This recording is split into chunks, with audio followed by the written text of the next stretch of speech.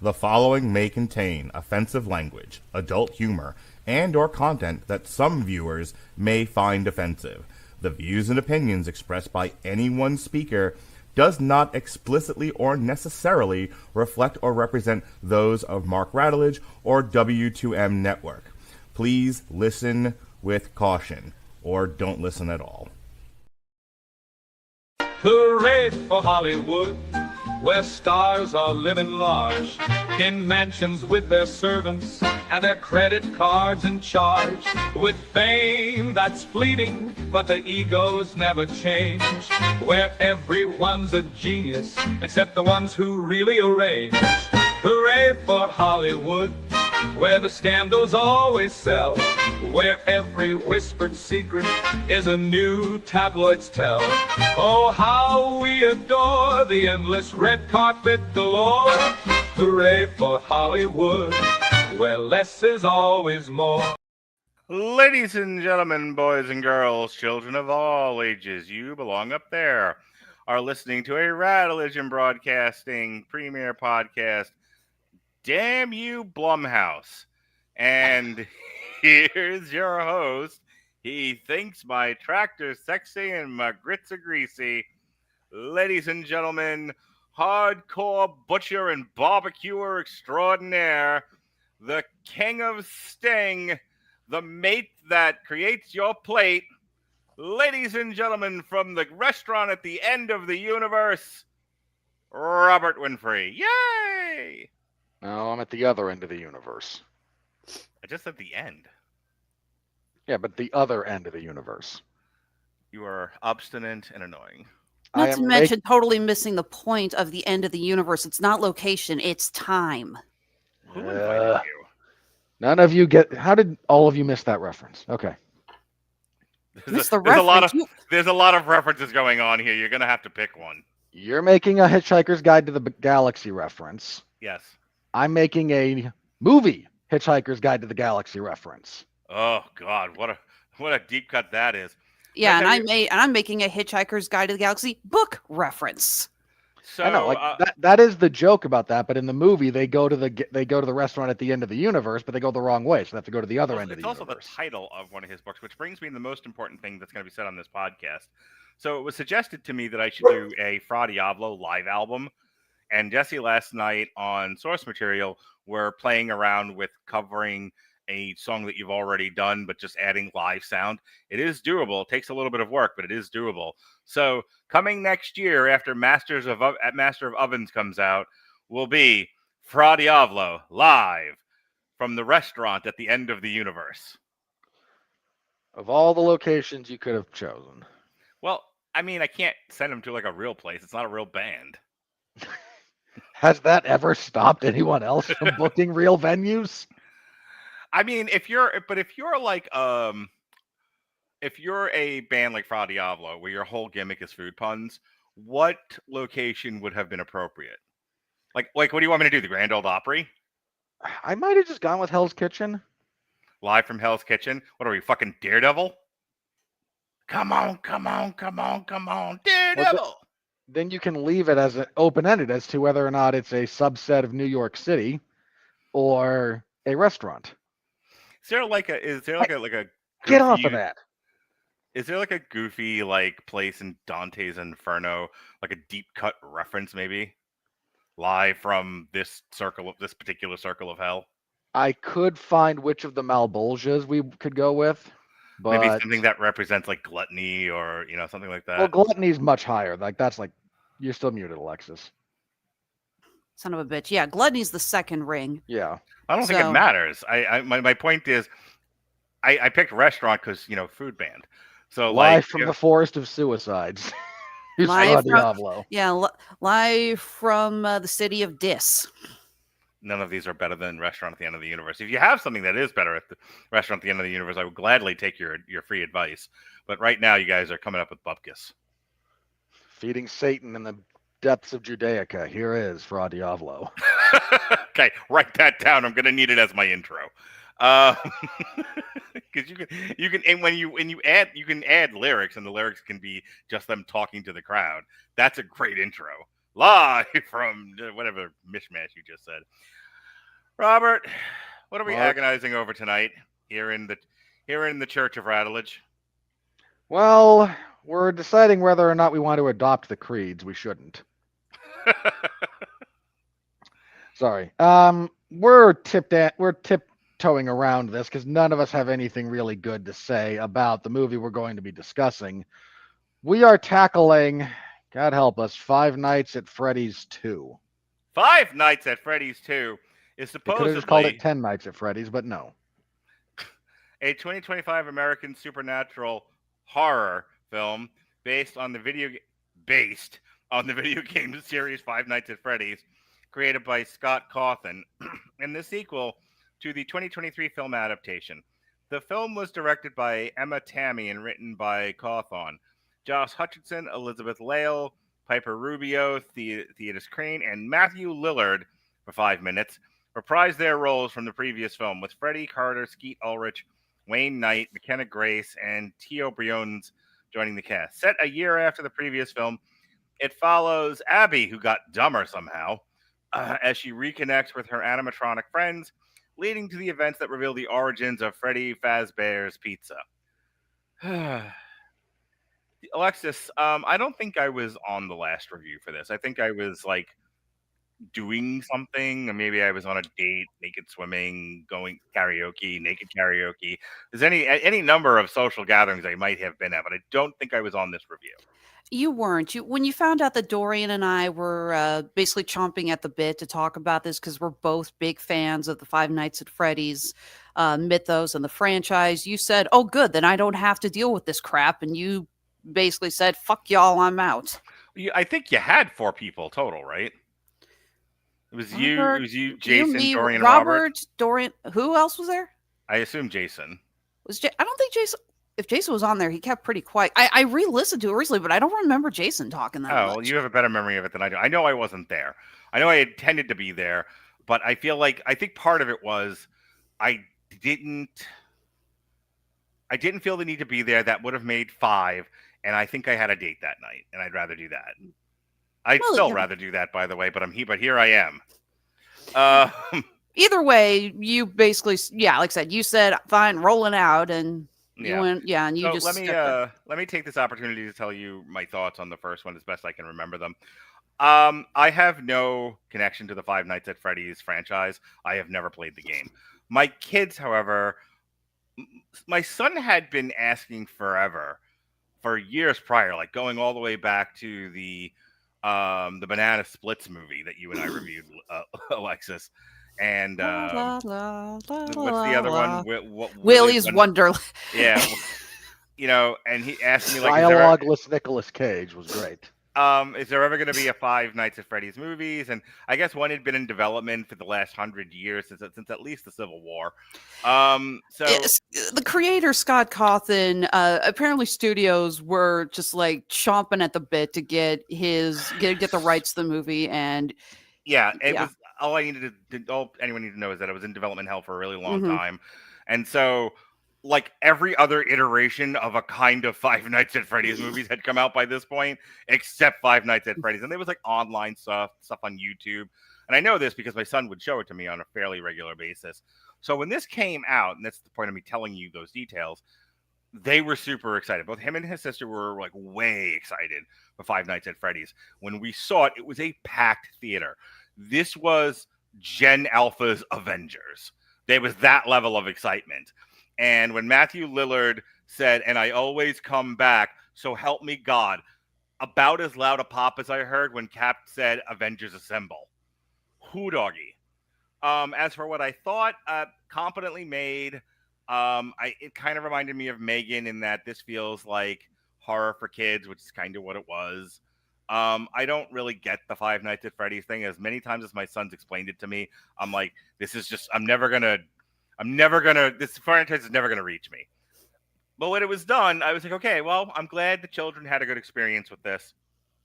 I mostly enjoyed the experience of watching the movie. It seemed competently made.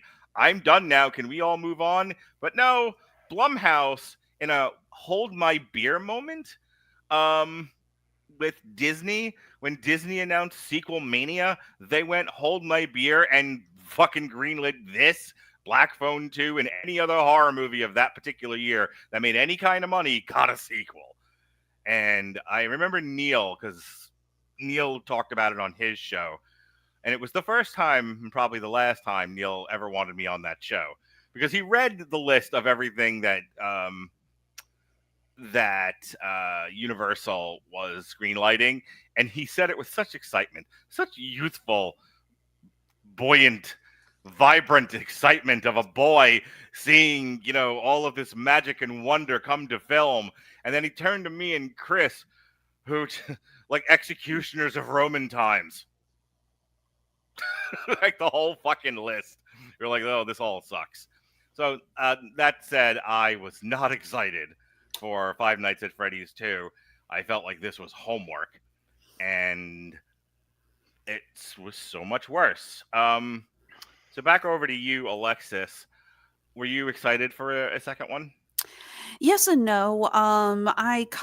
Again, when we reviewed the first one, I said that I enjoyed it, but there were a lot of, I don't say plot holes, but I felt that there was a lot of parts that weren't either very well explained or they didn't really, answer what had happened. I think at the end, we were like, so wait, is the aunt dead? Because I don't know if this guy's going to get to keep custody of his sister with his dead aunt face down in his living room.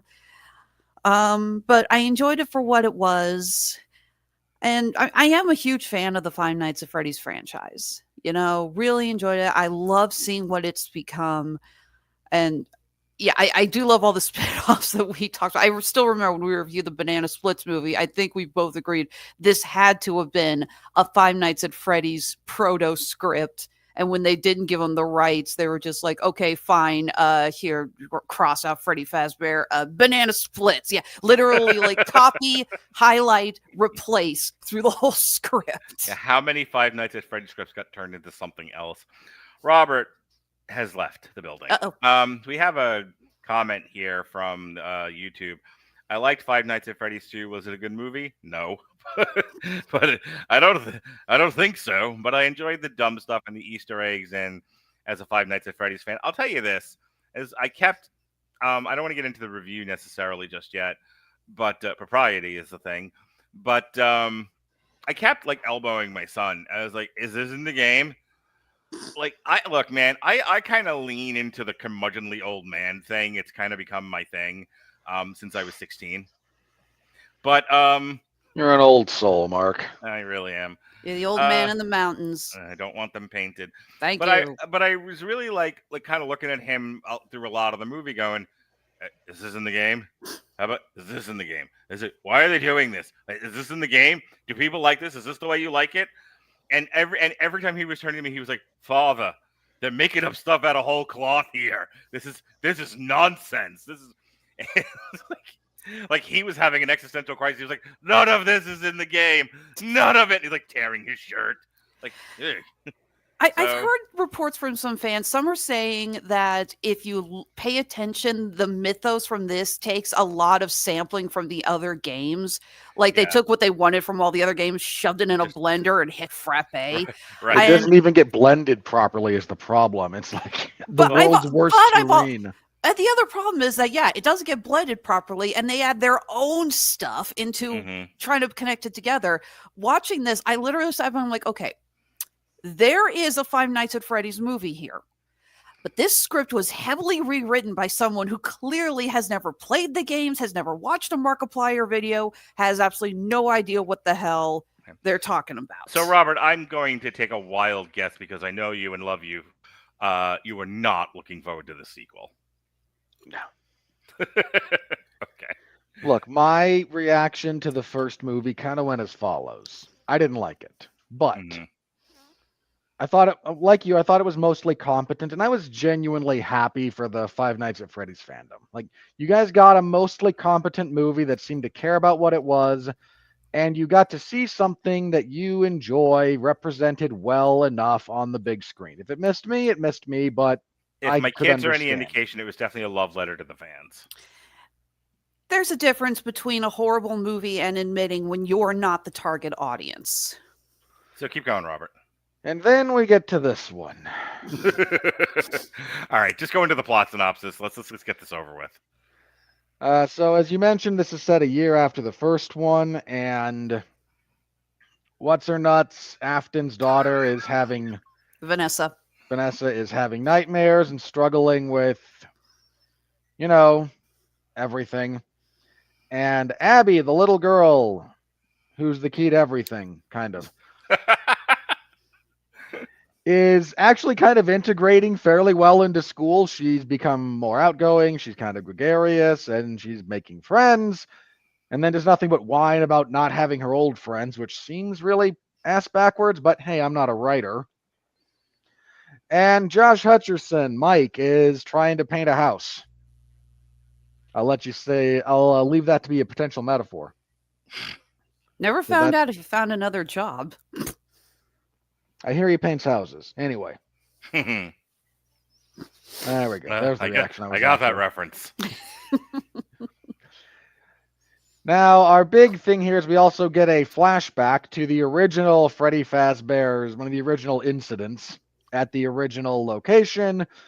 We see a girl named Charlotte see a boy, little kid, get abducted by the big yellow rabbit.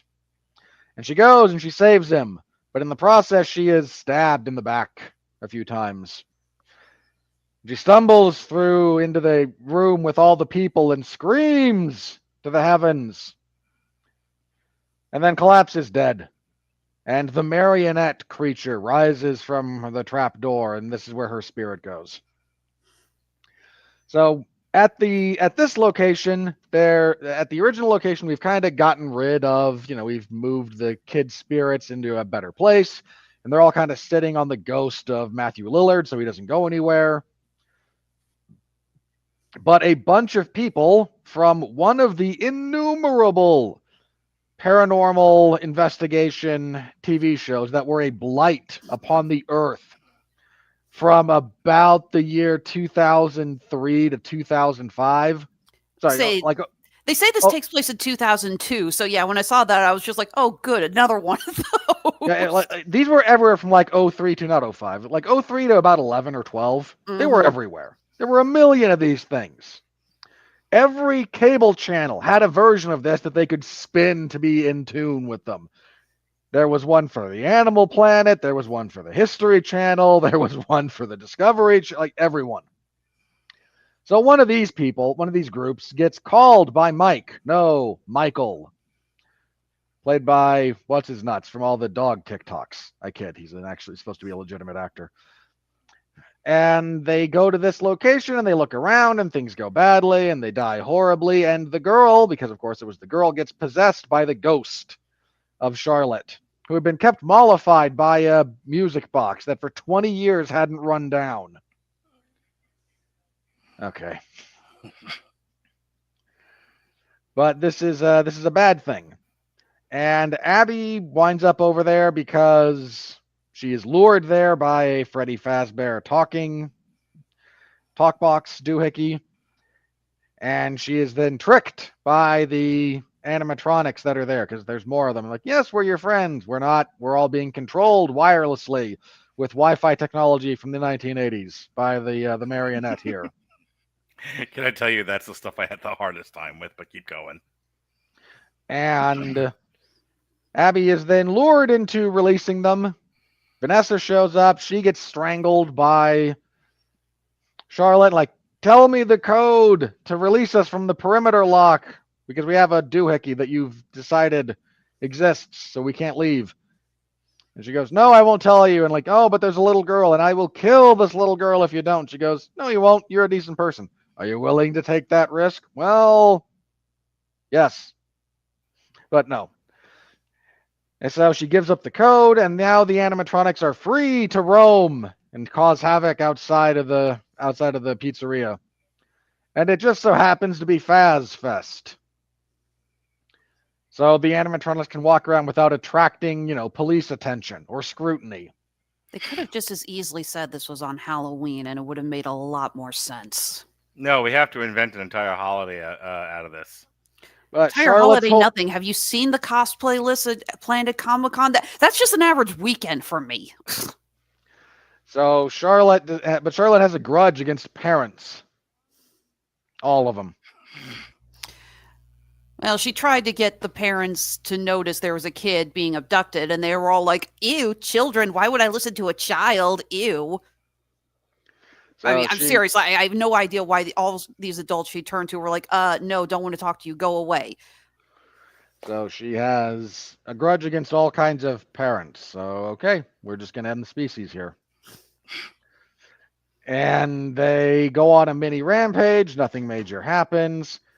Charlotte goes out to hunt them down while Mike stays behind and shuts down all the animatronics and gets to do a few things from the game. It all doesn't. I'm waiting for you to be done so I can talk about that. It all doesn't matter. They shut them down briefly so that our body count is limited to Newman, basically.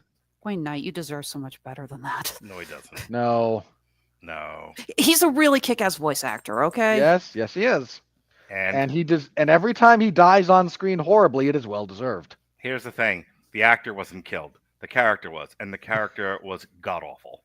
Yeah, no question about that. Keep going. I wanted a Dilophosaurus to show up. That's all I'm saying. Oh, good. Someone else made that reference. So the problem that they run into is while all the other ones may be shut down, the marionette has infested Chica, and she's the one that's got Abby, and we don't know what to do because now they're all powering up again. So Mike drives over to the other location and says, please, if Abby was ever your friend, to all you animatronic doohickeys, you have to help her now. Now is the time for all good men to remember their oaths. We shall fight the animatronics on the beaches. We shall fight them on the show. Then he goes to try and help. And then this all goes sideways because the marionette shows up and possesses Abby. Chases Vanessa around for a little bit. Mike shows up with the music box, and oh no, a tune. My one weakness. There's a music box he got from Skeet Ulrich, who is Charlotte's father, and she slinks away like, no, not tinny music. I can't take it. And then Michael shows up. He's like, I am also the child of Matthew Lillard, and you, my sister, have betrayed the family legacy. This would have gone so much better had they all been Spanish and this was in Spanish and it was a telenovela. And don't change any of it. Just make them all speak Spanish. No. You at that point you have to recast Vanessa as Sofia Vergara, but other than that, we're good. And he goes, come back, join the family because atavism. And then she goes, no, I will not. And he goes, well, okay, then you can all die. And then the good animatronics show up and they beat the old ones because there can only be one. I was really hoping they would form Voltron.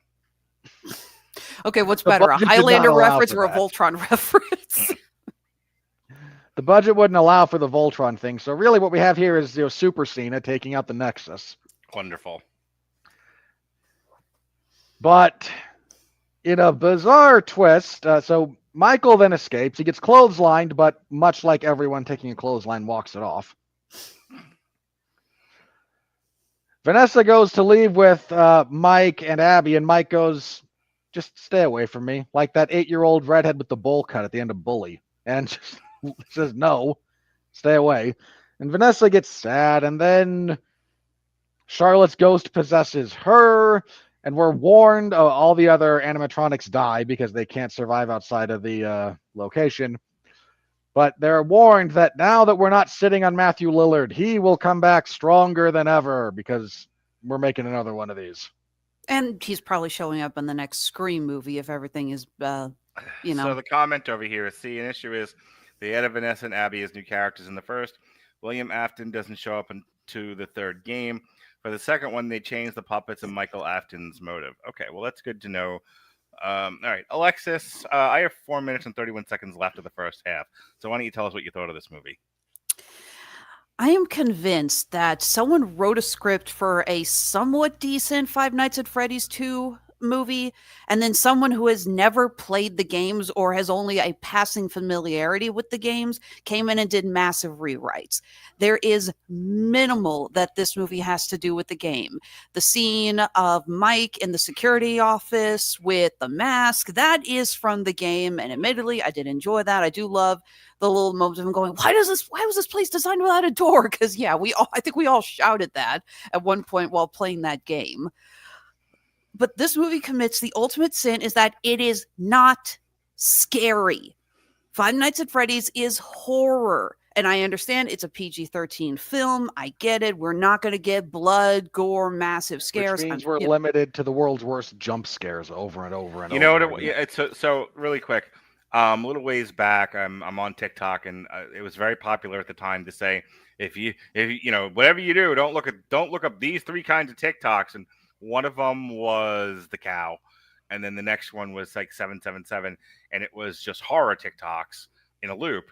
And one of them, which made me throw my phone, was a guy in like zombie makeup, and he's like on what looks like stairs, and he is crawling in fast forward at the screen. And because I'm a giant pansy, oh, it's gonna get me. In my defense, both my kids reacted the same way when I showed it to them later.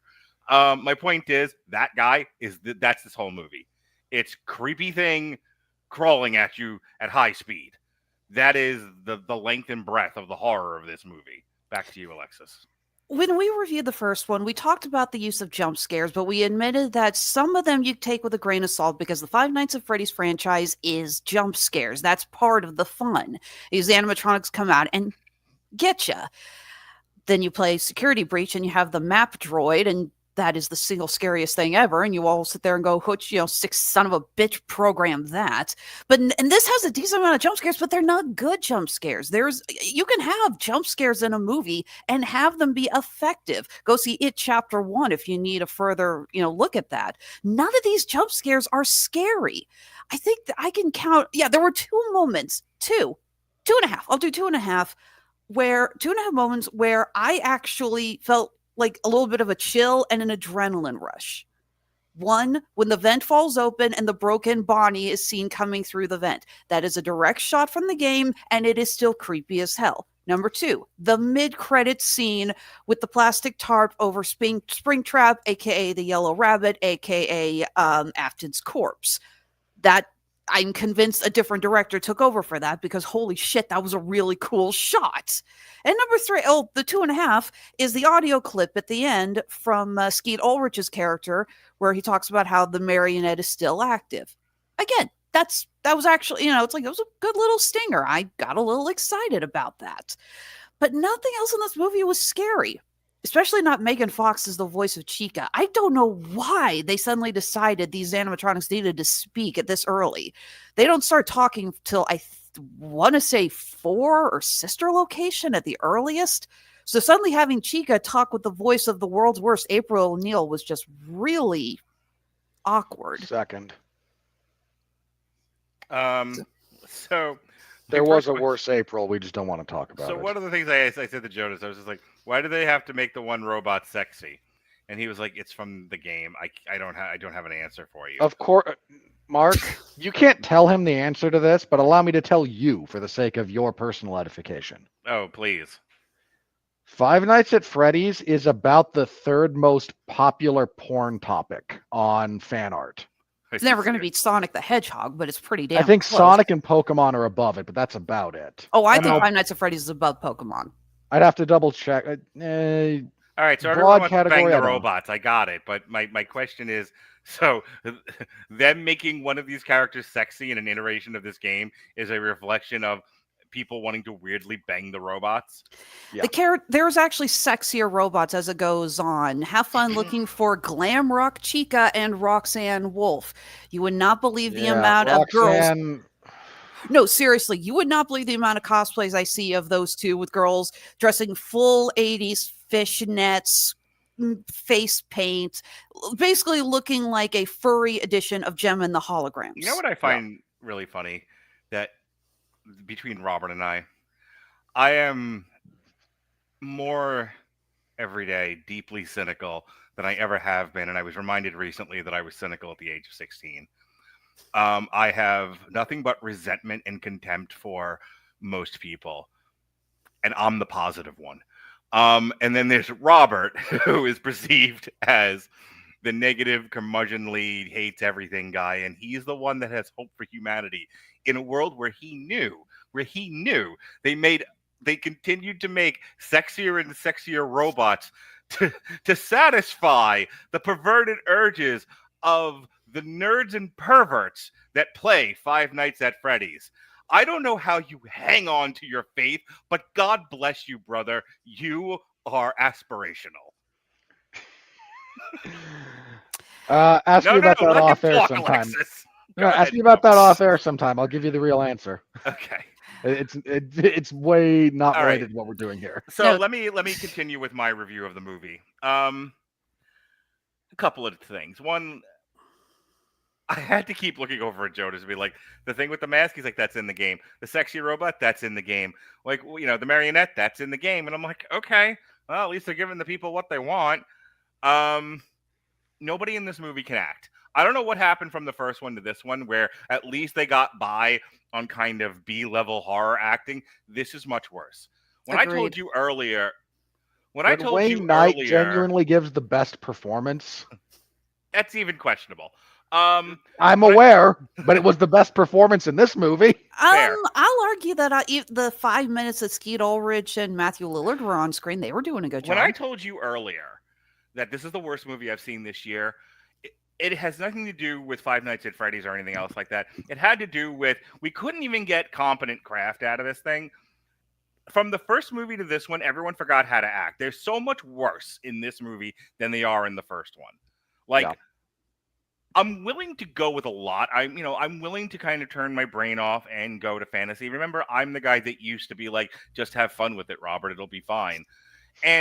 But you have to get me there. I'm not just going to start off enthusiastic about this and embrace your world. You have to bring me there. That is movie craft. You, as the people making this movie, have to have people who... You have to have a world that's fleshed out. You have to have people living in that world who feel like they live in that world. And you have to have dialogue spoken that sounds like it's coming from real people in that world. Zero of that happened in this movie. But Mark, weren't you... The robotics team was trying to defend the title. I was saying, I basically started tuning out in the opening credits when they said that the girl who was stabbed in the back with a butcher's knife 3 times wasn't the problem of Freddy Fazbear's, because she wandered into a restricted area. Were you not done with your review? Did I cut you off too early? I'm honestly not sure we got... Look, I do stand by. I thought Skeet Ulrich and Matthew Lillard were good for the few seconds that they were on screen. Okay? So then there's the plot of this thing, which I couldn't follow, and it was no one could. I was like, okay, well, the acting's not doing anything for me. The dialogue, we say that like this is written by ChatGPT. And that's kind of our way of saying, like, no one really put any thought into this. This legitimately felt like the entire thing was prompted by was prompted in ChatGPT, and no one bothered to look at any of it. Like, this is garbage from one end to the other. Plot makes no sense. It's still an ugly movie, even for horror. The acting is bad. But what about the characterizations? Do you at least like these people? No. Vanessa's terrible. And every time, and it was getting to the point where I can't remember if it was fucking Airplane or another movie where every time you turned, Robert, help me with this, because the reference I'm trying to draw from is in the first movie, there's a character that tells a terrible backstory, and you're supposed to feel sympathy for her, and like, oh my God, what horrible thing happened to this person. In the second one, she does it again, and it's a joke. You're thinking of Hot Shots. Maybe. Because the female, because the love interest there has a tragic story that she tells in Hot Shots, and then she tells a different one in Hot Shots Part 2, but gets cut off because everyone doesn't want to hear it. Yeah, well, that's an example of what I'm talking about, but I'm thinking of something else. No. You're thinking of Gremlins. Yes, you got it. I knew you know he's come through. You're thinking of like, oh no, my dad died in the dead chimney. Santa and the chimney story. Yeah. And then the second one was like, okay, so I got this thing with the Easter Bunny, and everyone's like, nope. Nope. So that's Vanessa for me, is that character, where like every time you're turning around, she has under the horrible backstory, and and it's the one part of the movie that was honest for me is I think it's Mike is the lead's name, where he's just like, enough with you already. You're a lion sack of shit by omission. You're a terrible human being, and then you have the nerve to be self-righteous with me, you cunt. No, thank you. Go away. All right, like one part of this movie that actually felt like it was performed by humans. Poor Abby. Like, I don't want to make fun of a kid actor. She's fucking terrible in this, and they can't decide. She's not a terrible actress, but there is no sense of character for what she just is. She's terrible in this. I didn't say she was a terrible actor. I said in this she couldn't perform her way out of a wet paper bag. Not only that, but this is another one where they don't know what age this kid is, because she looks 14 and presenting and her character presents as 7. I was like, what the hell is this? They actually split the difference, and at one point she says she's 11.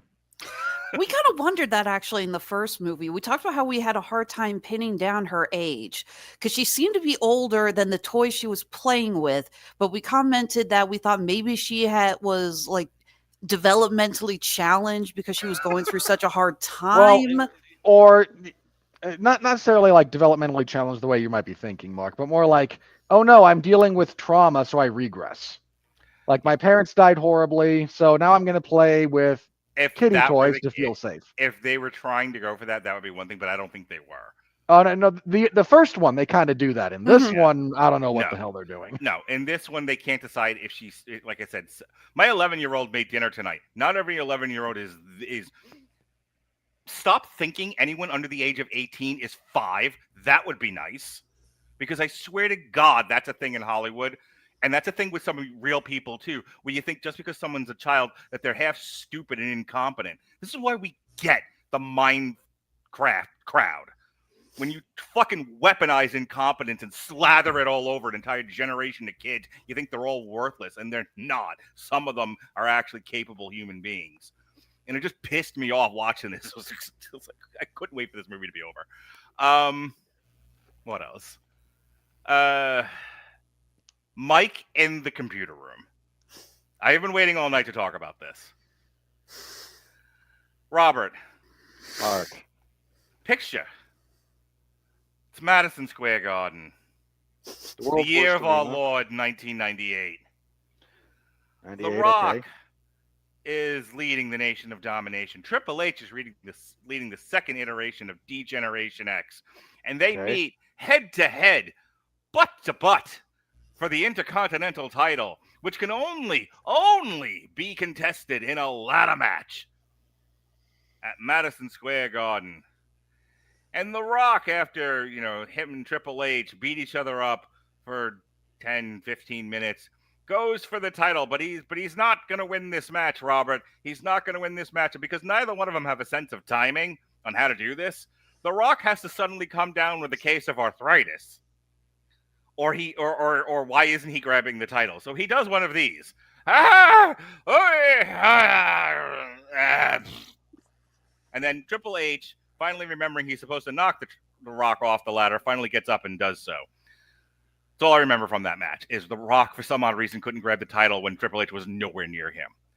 This is a little bit like Rico trying to set up a moonsault and Jeff Hardy missing his cue. Yeah. And Rico just yelling in front of a camera on the corner of the ring that has a mic attached to it. Where are you, goddammit? So I'm watching this movie, and first of all, it's like, oh, they have this connection, and we can turn it off from here remotely. And he's like, okay, you go deal with the outside plot. I will deal with the hacker plot that we've just now decided to do. And the animatronics move only exactly as fast as the plot wants them to. Not only that, but he's sitting there, like, my son and I are just laughing hysterically. It's like, why doesn't he just turn them off? There's a big button. If like they actually shot the computer and there's a button that just says like off or something, and my son and I are just like, press the button. What do you do? This again. So instead, he bumblefucks around on this thing like he's never seen a computer before, and he's like, "Well, what if I do this and what if I do that? And I have found them. Look at that. Look at what I did." And now that we've created an artificial instance so that we can do some of the game mechanics. That scene reads like we want to do the thing with the mask, but we don't have a good reason to do it, and it works in a video game because it's a fucking video game. But it's stupid in real life, and the difference between a good video game adaptation and a bad one is either you have a good reason to do that, or you don't do it. And here they were like, just do the video game as it is. It's fine. The fucking brain rot generation who's going to come see this thing won't care. And considering the people in the theater I was at were talking through the whole thing, I'm sure I'm right about that. Can't wait for the movie industry to fall apart. Anyway, so that being said, I'm watching this and I'm like, this is the dumbest thing I've ever seen. I think it was at this point in the movie, I was so far gone. There was nothing that could happen in this movie.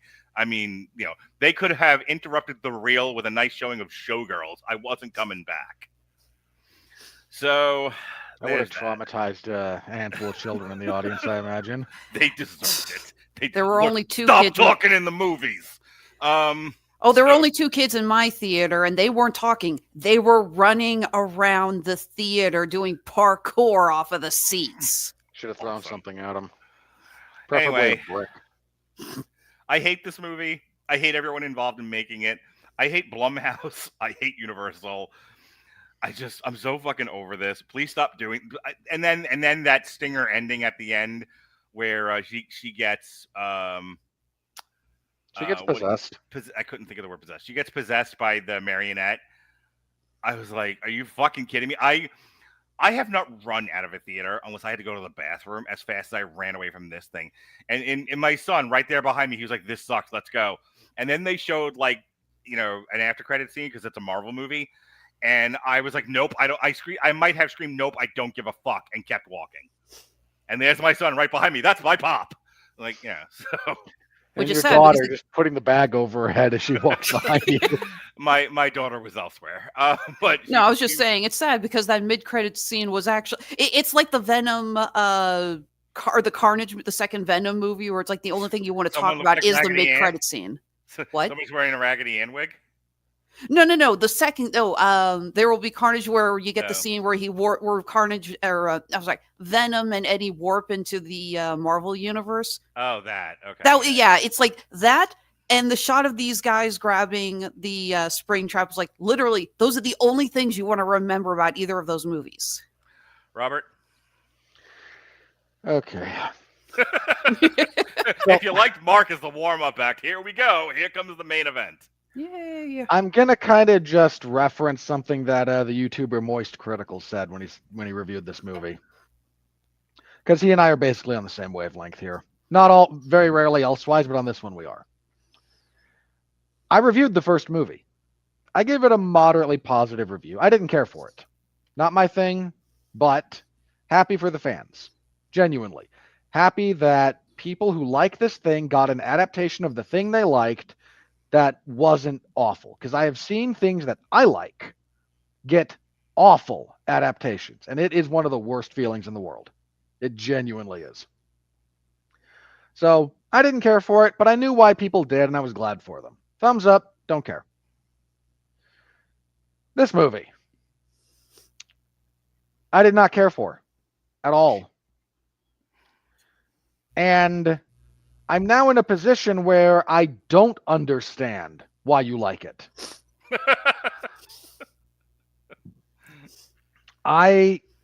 There's a segment that I understand is just so captured by their IP that they literally do not care how bad it is. You're the kinds of people who, how did Moist Critical put it? You don't care how bad the shit is that gets farted down your throat as long as you can point at the screen and go, hey, I recognize that. I'm not trying to insult anyone who's a fan of the franchise. I'm really not. But if you are a fan of this franchise and you saw this movie, for the love of all that's holy, demand better than this. This is crap. This is unmitigated crap. Your franchise, your IP or whatever, deserves better than this. You, as a fan, deserve better than this. Anyone out there saying, oh, but it was made for the fans. Yeah, so was Mortal Kombat Annihilation. You're the kind of people who be defending that. This movie is on par with that. This movie is on par with Silent Hill Revelations, which I suffered through, by the way. I'm trying to think of something that I've... This is almost Street Fighter: The Legend of Chun-Li bad. Okay, Robert, it's not that bad. Almost. It's up there. I can't think of anything off the top of my head that I dearly love. It is beloved to me, and if anyone touches it, I'll be sad. Other than like Lord of the Rings, but Lord of the Rings got a great adaptation, and I can't think of a bad one. The closest I can get to The Hobbit, but The Hobbit didn't make me... The Hobbit wasn't incompetent. You haven't watched Rings of Power, God bless you, don't. I haven't watched the second season of Rings of Power. Oh, well, if that... Okay, I'm thinking movie to movie. You want to go there? Sure. Yeah, Alexis... I'm happy. We're going to whatever here, into whatever like kind of pseudo zone here. So people like watching this, like, why do they just hate fuck everything? Because again, it would be it's not that we haven't had this happen to us, because as Robert pointed out, I love Lord of the Rings. Lord of the Rings is one of the, not just one of my favorite things of all time, but one of the best series of movies ever made. And then we get Rings of Power, and it's like, what have you done to my baby? You know, if you're going to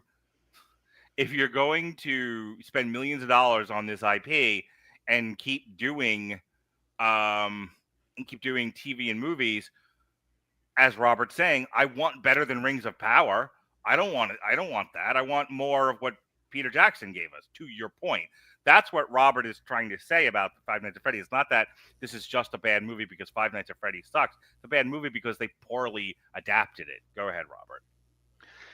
Yeah. So again, demand better of your adaptation. Don't just mindlessly consume whatever they throw at you because it has the IP attached to it. This is how you get just everything worse and worse and worse. Don't do it. Have some self-respect. As for the movie itself, you have a couple of creepy visuals, but they wear out real fast. This is nothing but jump scares, which have their place, but when you do the same kind of jump scare over and over and over and over and over again, it loses all sense of power after the first one. So, to your point, to back up your point, if you've ever done a series of haunted houses, like Universal's Halloween Horror Nights, or in Florida, there's a bunch of these that are outside the major theme park. So it's, you go to this house, you walk through it, it has a theme of some sort. This one is The Black Phone 2. This one is Terrifier. This one is The Exorcist. Whatever. And it's literally just like walk in a hall. And because they can't touch you, or or a fight breaks out. It just goes, look. There's some that you can't. There's some that can, but you have to sign waivers. It's a whole thing. Yeah. And they jump out, they go, Ooga Booga! And you go, oh! You know, heavens to Betsy.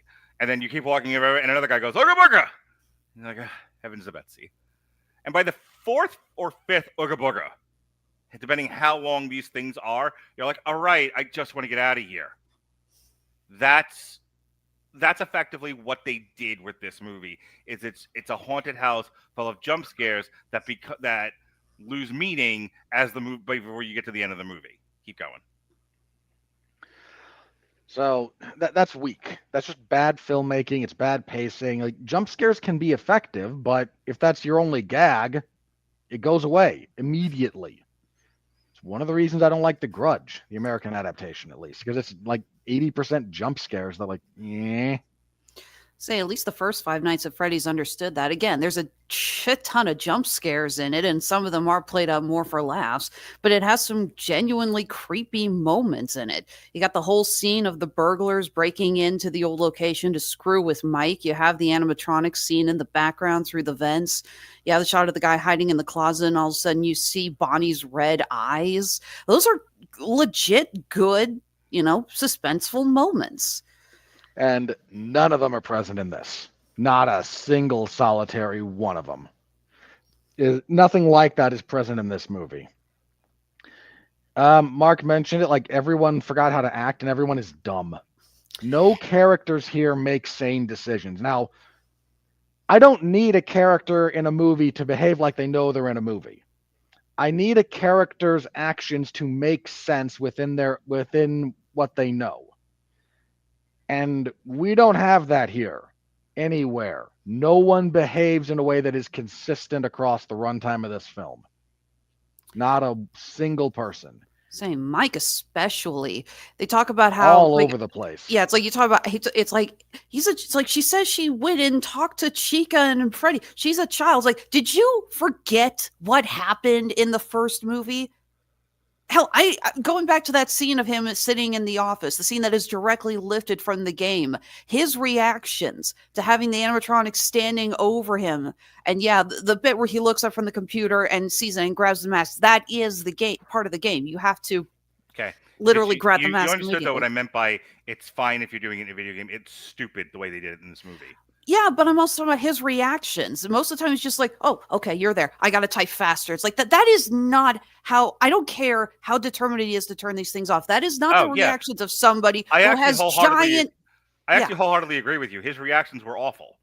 It's like so we always make fun of the people who like can't act against a green screen. They don't know what they're reacting to and their timing is all off. That's what it looked like. Except weirdly enough, that wasn't a green screen. No. Like those... He's reacting that poorly to physical, like, animatronics that are next to him. Like, as if he wasn't there. No kidding. I don't care how determined he is to save Abby from the other animatronics. If I have the decomposing remains of Fats Geronimo standing over me, I'm going to act a little more scared. Back to you, Robert. So, all that's bad. The finale is so wildly anticlimactic that it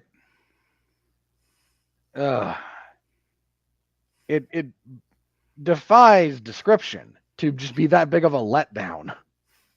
When the entire thing that gets set up is, the animatronics are all going to be there and all the good animatronics are going to fight them. Except there's not a fight. There's 3 punches and they're out. The good animatronics get the others from behind and then it's over. Like, what are we doing here?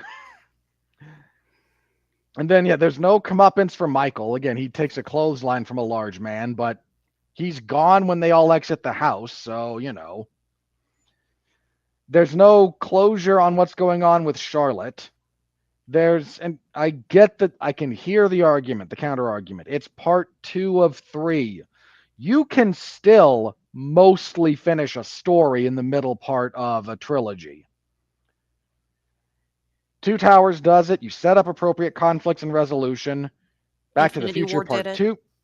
Back to the Future Part 2 does it. There's an entire plot that they have to resolve, and then at the very end, something comes along to keep things going forward. None of that is present here. Abby's characterization is so wildly inconsistent, it should be studied. If this is supposed to be a lonely child desperate to try and reconnect with, the evil animatronic creatures that terrorized her family in the last movie, you got to do something to like show off that she's alone and lonely. And instead she's like regaling people with stories on the bus. Yeah. And her biggest obstacle is, Wayne Knight being a douchebag. The teacher being unnecessarily mean to her for no reason that was explained in this movie. I cannot get away from the sense that they greenlisted this thing so fast after the first one was successful that I don't think any. So we've been talking for a while now about how the process in Hollywood for the mainstream stuff, not necessarily, Hamnet, but like the mainstream, what's meant to be blockbuster big hit movies, are not getting the time they need in development. Everything is being rushed, and I can almost guarantee you this thing was slapped together probably legitimately using artificial intelligence. I don't think they had enough time to rehearse this, because these actors, your acting level shouldn't have dropped this bad. And I'm not blaming that on the actors. Like, everything about this movie feels slipshod, rushed, and like, let's get it out while the iron's fucking hot, because this first one was I mean, wasn't that long ago, because if it was happening at the time that I was like heavily dating, that's the end of 2023. It was 2023. It was one of the movies that got both theatrical release and direct to streaming, right? Because of COVID. But we even questioned it at the time. Like, why would you do this? Because I think at that time it wasn't because of COVID. It was because Peacock was still playing with the idea of of day and date just for the sake of doing it. They were like, we know not everyone's going to go to the theater, but let's see how much business we can drum up. If people see it at home, maybe they'll go to the theater and see it again. That was what they were doing at the time. They since seem to have abandoned that, but that's what they were experimenting with. And yeah, that was at the ass end of 2023, if I remember correctly. So you got to figure this thing went into development shortly thereafter, and I have to assume, without even looking at the Wikipedia page, they went into principal photography sometime last year, like in 2024. That would be my hunch. I do have a question. There's something that's bugging me about the ending, and I'm hoping one of you two can explain this, or if it is. Yeah, hold whatever it is you're trying to do, because I'm still in the middle of something. In August 2018, in April of 2024, Jason Blumhouse Productions officially confirmed the sequel. Oh, wow. I thought it was immediately after. They waited a little while. Everyone's going to return. Okay. The writing, they don't give a date to. Filming. Principal photography started in late October of 2024. Filming would start in 10 days. They slapped this together. Dude. This is Chinese construction. Principal photography started in October of 2024, and wrapped in February of 2025. Yeah, they fucking, doggy. They pushed this thing through like an eagle's fucking rush. This was a tush push. Keep going, Robert. This is a Chinese construction project. Yeah. Was there anything else you wanted to add to this? Yeah, not getting Skeet Ulrich and Matthew Lillard on screen at the same time together was kind of a bummer. But that's because they're the killer duo in the first Scream movie, so that would have been cool, and we'll probably get there in the next one, but I don't know that I'm going to watch the next one, so... Would have been cool, because I know that they can do decent de-aging on them, because we saw that in one of the last Scream movies. They de-aged Skeet Ulrich to make him look like he did in the first one. Yeah, like young Billy, and they did a good job at it. So it's like, it would have been kind of cool to like see some photos, or maybe like supposed to look like 8mm style flashback kind of stuff with the two of them. Else that you want to add to the craft review, Robert? If not, let's just move on to the money. You're listing this as the worst movie of the year. I'm stuck between this. Hang on. Yeah. I'm stuck between this and Snow White, and I'm not sure which one's going to come out on top. Here's the thing. I had fun with Snow White. It's dumb, but the vitriol that movie got because some guys are butthurt makes that movie seem worse than it actually is. No, it's every bit that bad. This is far fucking worse. There are people that can act in Snow White. There are people that actually do act in Snow White. Counterpoint. No. Come on, Mark. You know, you just like... No, don't come on, fucking mark me. This is my opinion. I watched Snow White. I don't remember coming out of... Did you rewatch Snow White? Listen to me. I watched Snow White. I didn't hate Snow White. I fucking hate this movie. Okay, that's fair. Look, I'm just telling you where I am. Okay. I'm between those two, and I don't know if Gal Gadot or Abby was worse. Well, at least Abby didn't sing. I'll tell you this. Yet. If Gal Gadot doesn't sing, she's fine. The fact that she does sing kind of makes it worse. Of course, it makes it worse. This movie wasn't reshot entirely because it should have been, but it wasn't. No, I was what going it to say, what's worse, a movie that's bad from beginning to end or a movie that they tried desperately to save by trying to fix it and just weighing it down with even more mistakes? Five Nights at Freddy's should have been Batgirled. Just like fucking cut it for the tax break. I might still put Snow White at the top of my list if for no other reason than because it lost so much more money. Okay, well, My tiebreaker might actually be the financial destitution that thing wrought. okay. Well, I have the inverse of that opinion. This movie's actually doing well, which I would love to talk about. Yeah. And for me, that makes it worse. At least Snow White got the money it deserved. This isn't. With that said, here comes the money. We're in the money. We're in the money.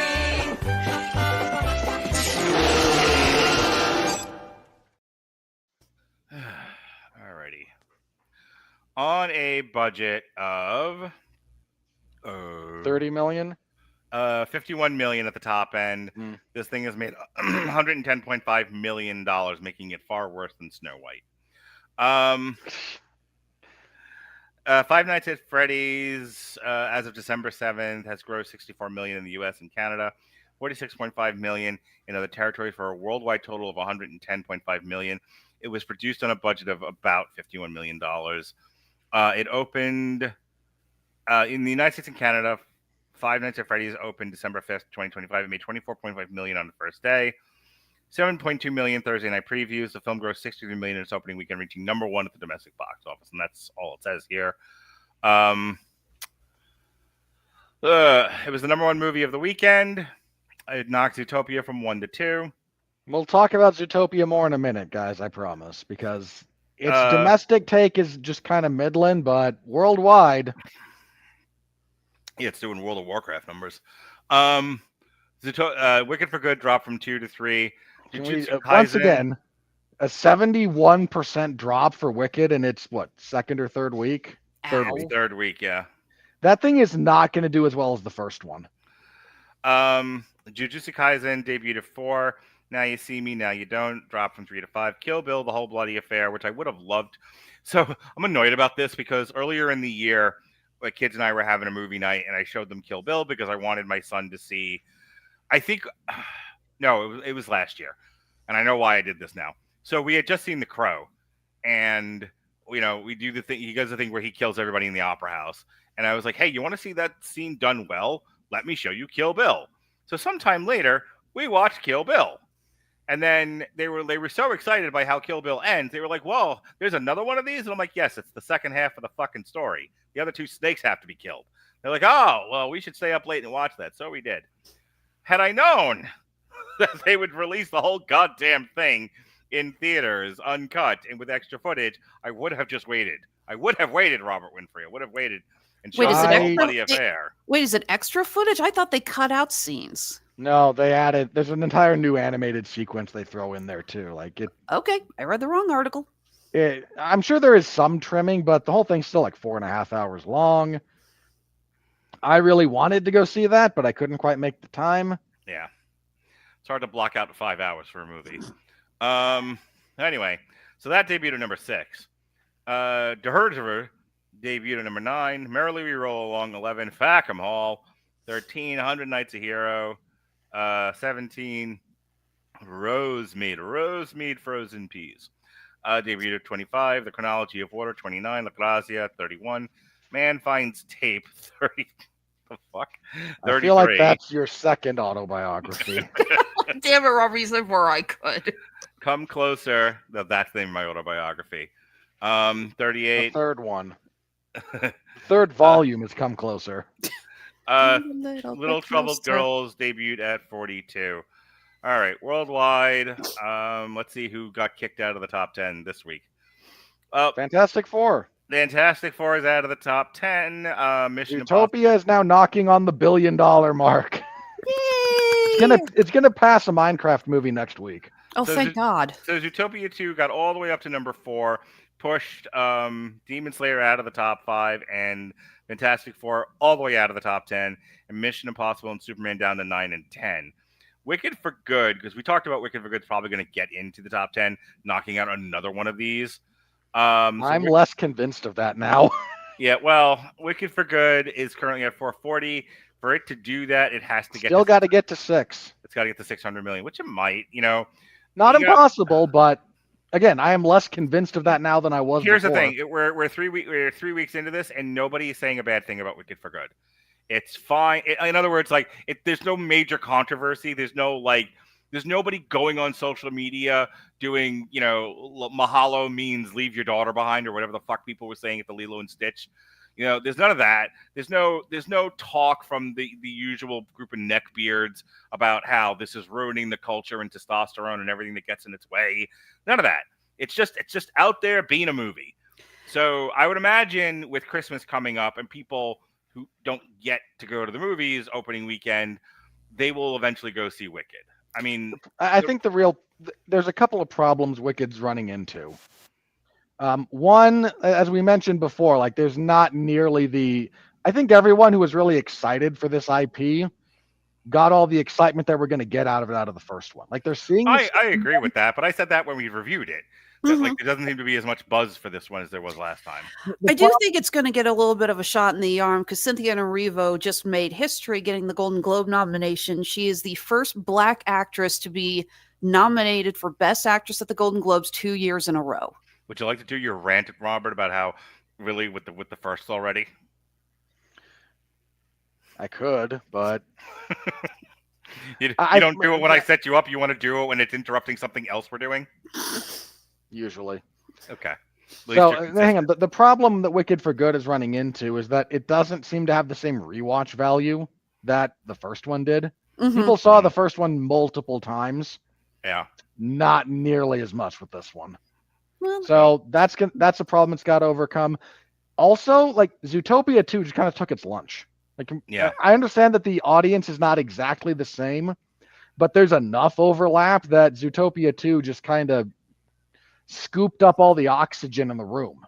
Well, Zootopia 2 and Wicked for Good are pretty much two of the only real family-oriented films. The ones that you could take. I mean, obviously, Zootopia 2 will probably attract a younger audience, but both are films that the whole family can enjoy. Like I said last week, right now the only people going to the movies are families, in numbers that matter.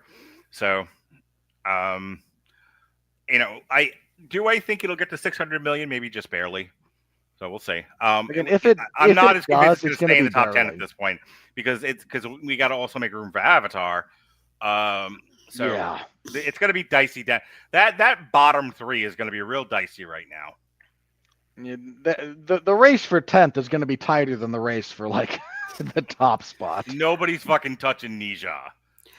Okay. Well, Avatar might hit the 2 billion mark when it's all said and done. That's the only one, but I mean, like, nothing else that we're talking about, nothing else coming out for the rest of the year. No, I mean, Lilo and Stitch is like 900 million behind it. Yeah. Yeah. Like, it's Nisha, and then Deep 2 is Lilo and Stitch. So anyway. So I just want Wicked for Good to beat Conjuring Last Rites because, man, was that a bad movie. So that's the top 10 for now. This weekend coming up is nothing of interest. So we're going to do Frankenstein next week. I said, I don't remember if I said it on air or off air, but I'm taking my kids to go see Hamnet this weekend because that's on the short list for Best Picture, if not the winner of the Best Picture. It's Chloe Zhao's attempts to detox after making a Marvel movie. Good. Get that junk out of your system, little girl. So that's what. So we're doing Frankenstein because nothing of value is coming out this weekend. The following weekend, however, is Avatar. And then after that, we've got Anaconda and Marty Supreme that are coming out. So I bring that up only to say for young families, I mean, depending on what kind of family you have, you may or may not see Avatar. For the rest of the families out there, Wicked and Zootopia are there for you, and we'll see how that plays out by the end of the year. I don't have any articles up. I've already done a TikTok on this, so we can just kind of shoot the breeze on it because I don't have much more to say about it than what I said on my TikTok. But Netflix won the bid. There were a couple of different bidders: Paramount, Skydance, Pornhub, I think Universal Comcast. I don't think was in the hunt. No. But Netflix was, and there was a third one. I don't remember which one now. There was. I can't remember if it was. I can't remember what it was, but you're right. There was a third that just nobody really considered. Yeah. Hang on, I'm looking it up. So This was ultimately a two-horse race between Paramount and Netflix to acquire Warner Brothers, because David Zaslav is the kind of person that, in a sane, civilized society, would have been tarred and feathered. Here's the long thing. ago. Thank you. This is a story 20 years in the making. Robert, remember the AOL Time Warner merger, the infamous one, the one that the only reason why anyone remembers it is because you're dorky wrestling fans, but it had far greater importance than that. Do you remember this? The dorky wrestling fans remember it in more detail, but everyone else should remember it. Yeah, it's a merger so bad it's literally taught in college courses as everything about this is bad. If you'll listen to what was said about it by anyone, that wasn't so steeped in wrestling, they were in a cult. People were just talking about this as people who have So no one who watches wrestling who has some understanding of fucking business. They were all saying the same thing about that merger at the time, which was they had an idea of what they wanted the entertainment side to look at, and everything else they were going to throw in the trash or just sell away. There was a whole like rebranding of this thing going on, and over the last 20 years, I feel like with the merger with Discovery, and every time Warner Brothers got in bed with another partner, there was always this thing of it needs to change or it needs to go away. It needs to change or it needs to go away. And I think, correct me if I'm wrong. Mm-hmm. Wasn't the parent company there the one who bought Blockbuster and then hollowed it out real fast? Yeah. So that's what I mean. This is not this giant. First of all, anybody that starts this conversation with, oh, well, if DC movies had done better, oh, well, if the Looney Tunes had done better, oh, they just saved the Looney Tunes. Harry Potter, but Lord of the Rings. Shut up. All of you. Noise. This has been a story 20 fucking years in the making of this company not just being mismanaged, because that's a part of it, but that's the smaller part. The bigger part of this thing is it was always, unless there was a major change in the way things were going, was going to get Wall Streeted. This thing was going to get stripped for parts. The people who invested in it were going to make whatever money they were going to make, and this thing was always going to go away. The fact that Netflix buying Warner Brothers has more to do with the WWE buying WCW than anything else, because that company was more or less destroyed, and all that was valuable about it was the content library. That's kind of what happened here, is that Netflix bought a content library because the company is more or less worthless. Okay, let's back up a couple of steps here, because there's a few things that need to be acknowledged. One, Netflix put in a bid that is not finalized yet. They're still finalizing the actual numbers. That's actually what I got the news here. Paramount has basically said, I'm down, but I'm not dead. And they Paramount have gone straight to the shareholders with $17.6 billion more in cash. So Netflix has a better chance of getting it because Paramount Skydance is running up against antitrust. Except, Mark, who owns Paramount? Do you know who owns Paramount? Is it still Viacom? No, it's the Ellison family. Mm-hmm. Okay. Paramount CEO David Ellison. The Ellison family is like this with the Trumps. Mm-hmm. If you think this FTC is going to block that on antitrust laws, you're out of your goddamn mind. Okay. Look, I hated 98% of what Joe Biden did in office. The 2% I mostly agreed with was he actually had a decently strong FTC that actually kind of enforced some of the antitrust stuff. And it flew on autopilot, thankfully, as Joe Biden turned to pudding. It just kind of kept on going while everything else around him fell to shit. But no, man. Like, I know a lot of people are going, oh, but this is running into antitrust stuff. Two of the major laws that they would be running up against aren't on the books anymore. People forget this. So here's what I'm In going to tell 20, you. hang on, let me Without knowing what the financials are, I'm going to take a wild guess. Netflix has got more cash on hand than Paramount does, seeing as Paramount just paid $1 billion for the UFC. not as Paramount's true. Paramount is basically trying to put pressure on the shareholders to put pressure on the executives of Warner Brothers by saying, hey, it's like, if you go with our deal, you guys get more cash out of this. According to this, Netflix offered $27.75 for Warner Brothers and HBO. That's $23.25 per share in cash and $4.50 in stock. Whereas Paramount is now offering $30 per share in an all cash deal for the entire company. I want you to finish your point, but I'm going to throw this last thing in there. I don't have a dog in this hunt, and I'm tired of arguing about this already. I think Netflix is going to end up coming away with it, but let's say I'm wrong and it's Paramount. The headline here is Warner Brothers is going away. That's the bottom line here.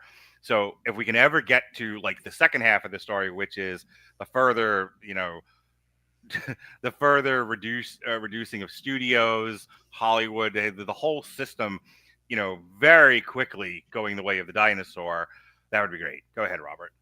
Okay, so a couple of things. One, as mentioned, Netflix has an offer that was accepted. Paramount's offer is technically less overall value, but because it's all cash, it all comes right now. Whereas a chunk of what Netflix is offering is stock options in what kind of becomes of the conglomeration.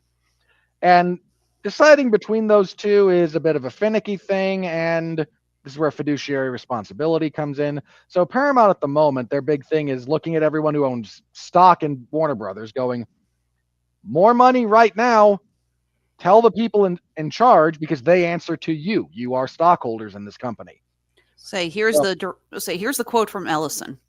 WBD shareholders deserve an opportunity to consider our superior all-cash offer for their shares in the entire company. Our public offer, which is on the same terms we provided to the Warner Brothers Discovery Board of Directors in private, provides superior value and a more certain and quicker path to completion. We believe the WBD Board of Directors is pursuing an inferior proposal. So, again, some of this is just salesman BS, but anytime you do something like this, that's what you spew to the out there for talking points. So the question now becomes, again, as a matter of regulatory affair, will this go through? Now, the Ellison's relationship with the Trumps does bring up maybe the administration will not allow this because they'd rather Netflix go to Paramount. Yay, cronyism. WB. It's a thing, might happen. We're still a little ways off from that. That takes a while to get settled. But again, might happen. The real problem, as you mentioned, Mark, is what this means more long term. There's a lot of people doing the band. Warner Brothers is having a great year this year, and they are, believe it or not. They are, I think, the most successful studio financially this year. They have the most hits. I'd have to double check that, but they're having a really good year. But as you said, this is not just about how well the movies do. This is an entire company. There's a lot under that umbrella, some of which has been going downhill for several years at this point. Their game studios have been falling apart for a while, just by way of example. Probably also worth pointing out the relatively recent opening of their parks, the new Harry Potter park and all of that, which definitely saw an increase in revenue for the company. Yeah, so there's a lot of moving parts beyond, boy, this movie made a lot of money. But the problem that we're going to run into here, and this, people overlooked this, we might have mentioned it briefly, but in 2020, they repealed a law, believe it or not. There was a law on the books, everybody, about how, and this goes back to like early days of movies, when a production studio owned theaters. There was complete vertical integration of what was going on there. You were a movie studio, so you made the movies, and you owned the theater, so you were the sole distributor. This gave every studio a ton of market power. This gave them unfair leverage over everyone they were working for, that was working for them. And they got sued over this. All of them did it because this was legal at the time. They all got sued. It went to the Supreme Court, and they were basically told, no, this is monopolistic. This is anti-competitive markets. You as a studio cannot own a theater chain, cannot own your distribution. And it stood that way for a while until 2020, when that quietly went away. It went away in no small part because there was an argument about, well, what if you own your streaming platform? If you're a production house, a production studio, and you own your own streaming platform, isn't that the same thing? First of all, yes, it is. The ruling was then, that's okay. And all of us who pay attention to these kind of things put our head through a wall because this is where it leads. Now, one of the oldest surviving movie studios, Warner Brothers is one of the oldest in the world, is up for parts.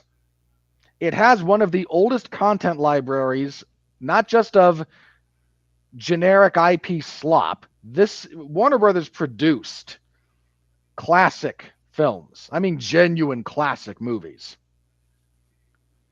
Like Casablanca is a Warner Brothers movie, by way of example. And if that goes to Netflix, frankly, if that goes to Paramount either, but just for the sake of argument, let's go with Netflix for the purposes here. There are two enormous casualties that are about to come down the pipe on that. Theaters and physical media. Warner Brothers is not just, hey, we make movies. They also produce all the versions of that you buy. So if you want to go down to a store, you want to order off of Amazon a DVD or a Blu-ray or whatever of a movie so you can own it. They can sit on your shelf, and no streaming company can decide, no, we're cycling this out for the next indeterminate period of time. Netflix won't do that. Paramount probably won't do that because that's where we're going with this. They're trying to make Paramount Plus a bigger deal. So theaters have been going downhill for a while for a lot of reasons. Some of them their own doing, some of them not. But if you get to where your movies are going to have a, 14-day theatrical exclusive window, you're basically killing the entire theater industry. With that, when one of the only 4 major movie studios goes that route, you're cutting a fourth of what gets released, potentially more, depending on how busy a year they've had. And you're taking that away from any of the theater distributions. Like, again, you're removing such a giant portion of what makes the ecosystem work that it's going to just fall apart. So what's really funny to me is how there's this big push from different areas in the market to get people to stay home. They still want you to spend money, but spend money staying home. Have food delivered. Have streaming services. Don't leave your house. And internally, nobody wants to leave their house. Nobody wants to go deal with other people. Nobody wants to be out in the world. Like, the few people that are still doing this, I mean, and I'm using, big, broad words here. Nobody, all people.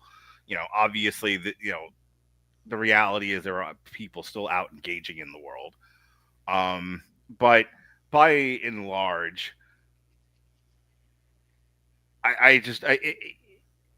people look at this deal like, oh my God, like, how could they do this to us? It's like, we're doing it to ourselves.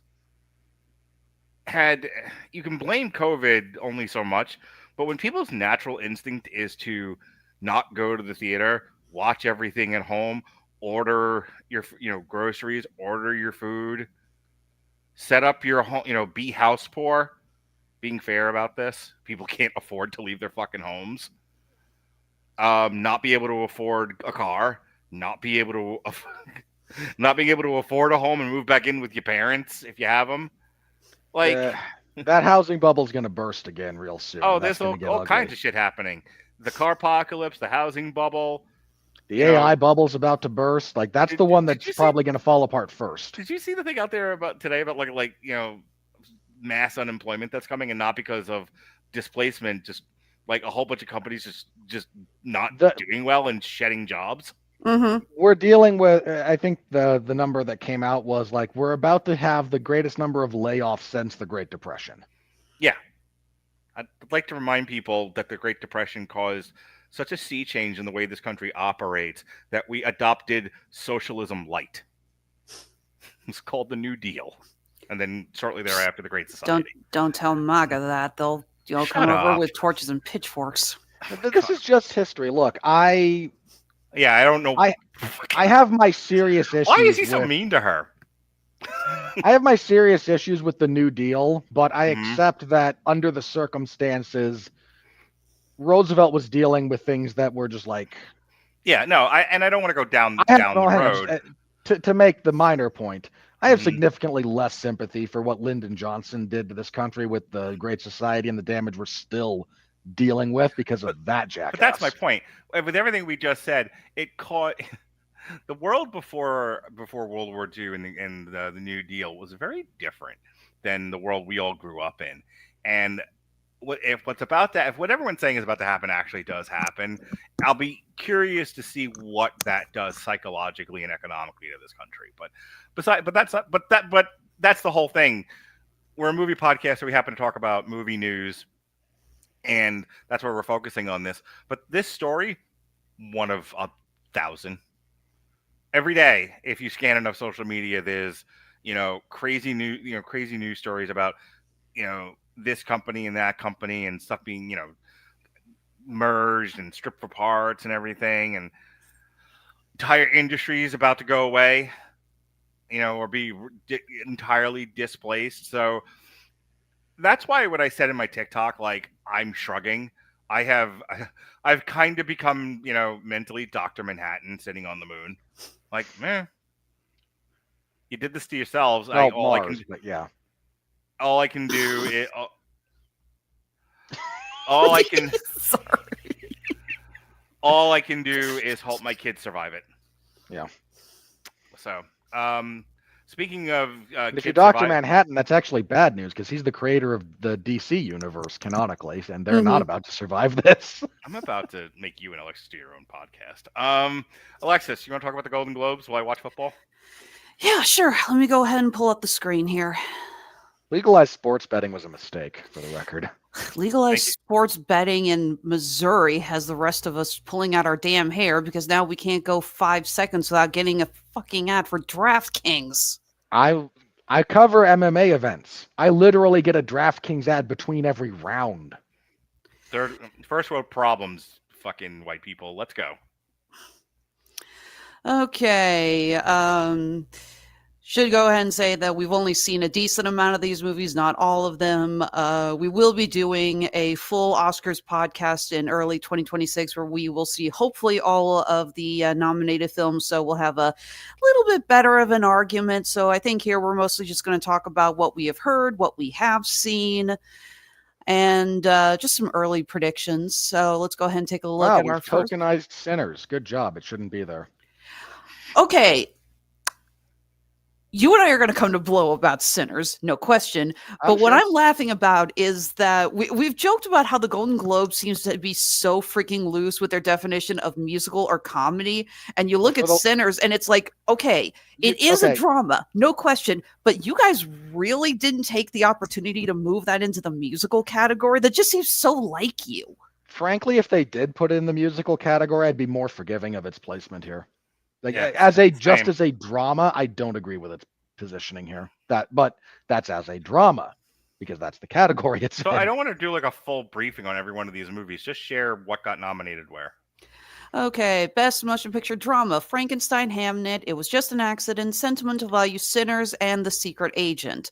My hunch is Hamnet. That's the one that's getting all the buzz. Yeah, and it is. I've only seen Sinners and Frankenstein. I do need to make time to go see Hamnet.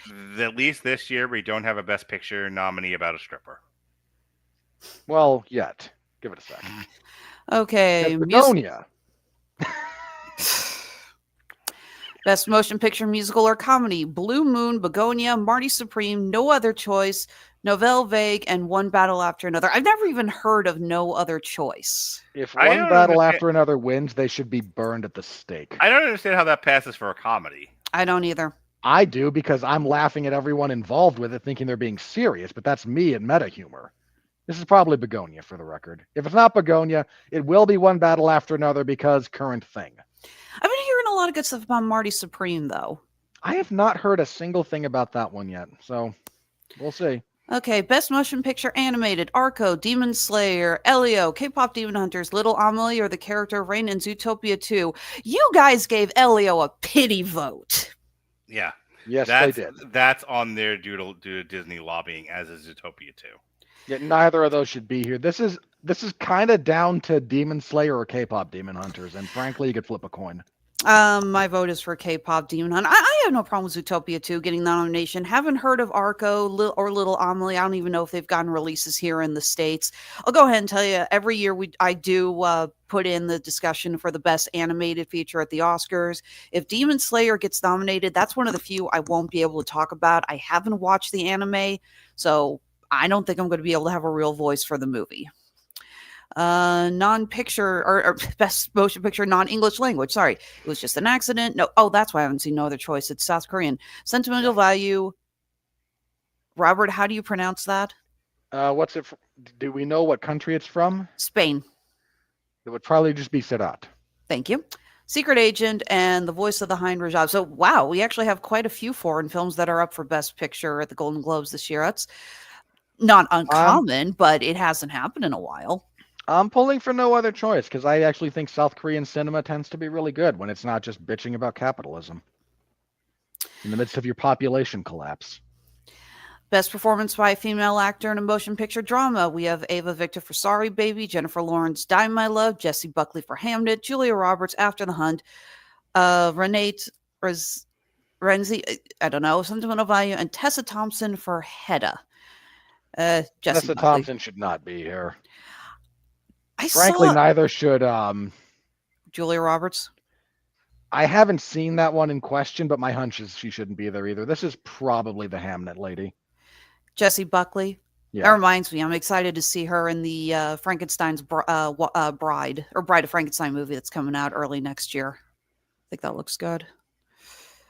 Best performance by a male actor in a drama: Dwayne Johnson, Jeremy Allen White, Joel Edgerton, Michael B. Jordan, Oscar Isaac, Wagner Moura. This is actually a really stacked list, believe it or not. Apart from Michael good. B. Dwayne Jordan. Johnson got a nominee for this. He should. He absolutely deserved that nomination for Smashing Machine. 1 million. Never thought I'd say it, but The Rock deserves the nomination. Yeah. Would you, if he gets, would you say he deserves a nomination at the Oscars for his Yes. role? We said so on the podcast. Probably. I assure you. Nothing that I've seen since we reviewed Smashing Machine has knocked his performance out of what would be a top 5 for me. I also said Jeremy Allen White will get nominated for the Springsteen movie. He also shouldn't win anything because reasons. You know what? This is probably Oscar Isaac or Dwayne Johnson, and I'm actually pulling for The Rock, believe it or not. I'm pulling for Michael B. Jordan. Playing the dual role of the twins in Sinners was really impressive, especially with how well he portrayed both characters. I honestly say I stand by what I said before. You forget it's two different actors. Every instinct in my body wants to make fun of you for that, except that I watched Sinners and I'm remembering his performance and I'm like, damn it, I want to make fun of you so badly, but you're not wrong. He really did a great performance in Sinners, and he, of this list, just off the top of my head, I would not be angry if he won. All right, so there's that. I also love Golden Oscar Globe, Isaac. so it's the Golden Globe, so it's gonna go to Wagner Moura. Like I said, a lot of forward film nominations this year. Best performance by a female actor in a motion picture, musical, or comedy: Amanda Seyfried, whatever. The Testament of Anne Lee, Chase Infinity, One Battle After Another, Cynthia Erivo, Wicked for Good, Emma Stone, Begonia, Kate Hudson, Song Sung Blue, and Rose Byrne. If I Had Legs, I'd Kick You. I have heard amazing things about Rose Byrne's performance in that.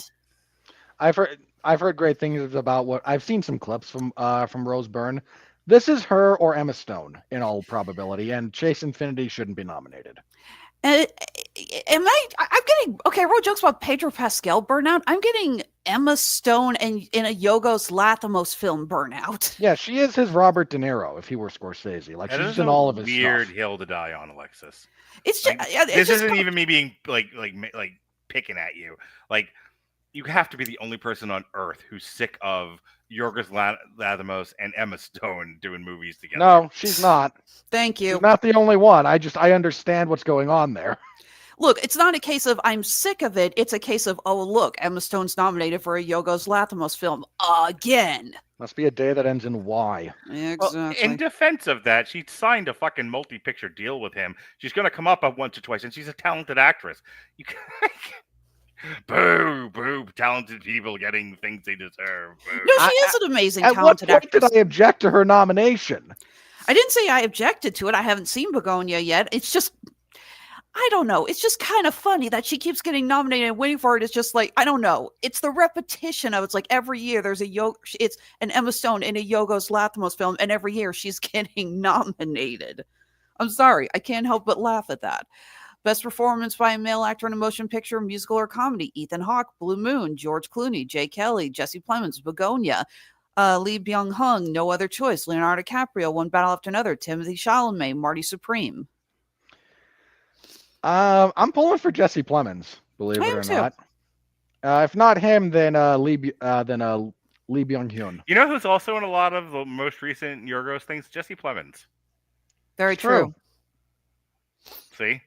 You guys are racist against Emma Stone. At what did he get nominated for any of the other stuff? No. For like 4 Jesse years in a Plemons row? First of all, you guys are fucking pissing and moaning about a lot. You know how much shit Jesse Plemons has been nominated for the past 5 years? Everything. He's nominated for everything, including Best Female Performance. He's everywhere. Jesse Plemons never stops. Mark, look at me. Emma Stone does not know you exist and will never have sex with you. Stop defending her. Zing. For the record, Jesse Plemons getting nominated, actually, his most recent nomination was not a Yorgos Lanthimos film. It was, what was that gay cowboy movie with Benedict Cumberbatch? Power of the Dog, or something like that. Yeah, Hey, Ronnie- that was the Ronnie one. and I he got- reviewed that.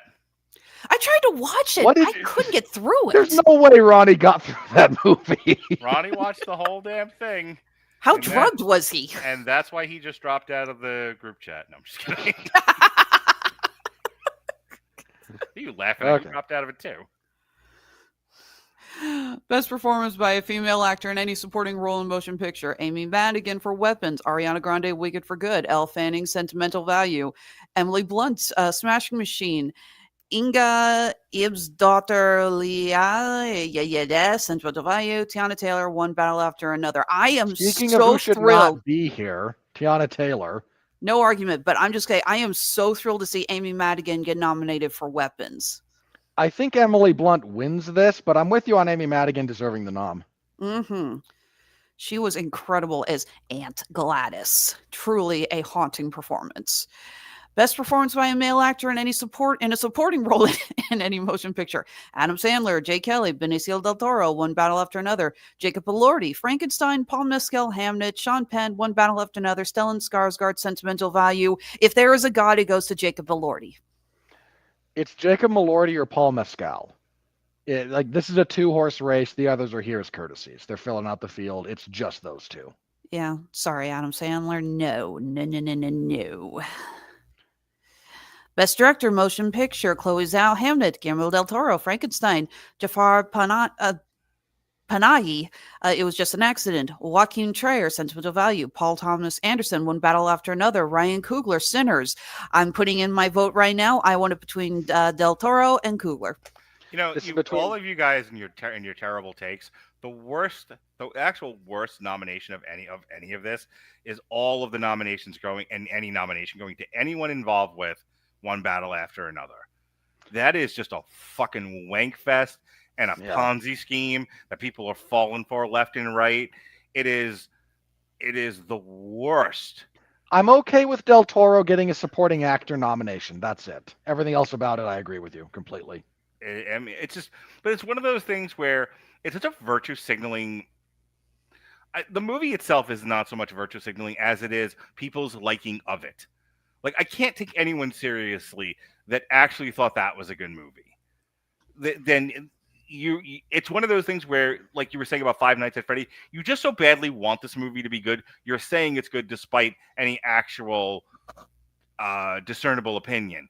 You have people who are just so default with no true like thinking about how the world works, default left, default liberal, default lefty, whatever, who just so badly want that movie to be good because it looks like something they identify with. And it makes me fucking crazy because for the same reason you shouldn't create fake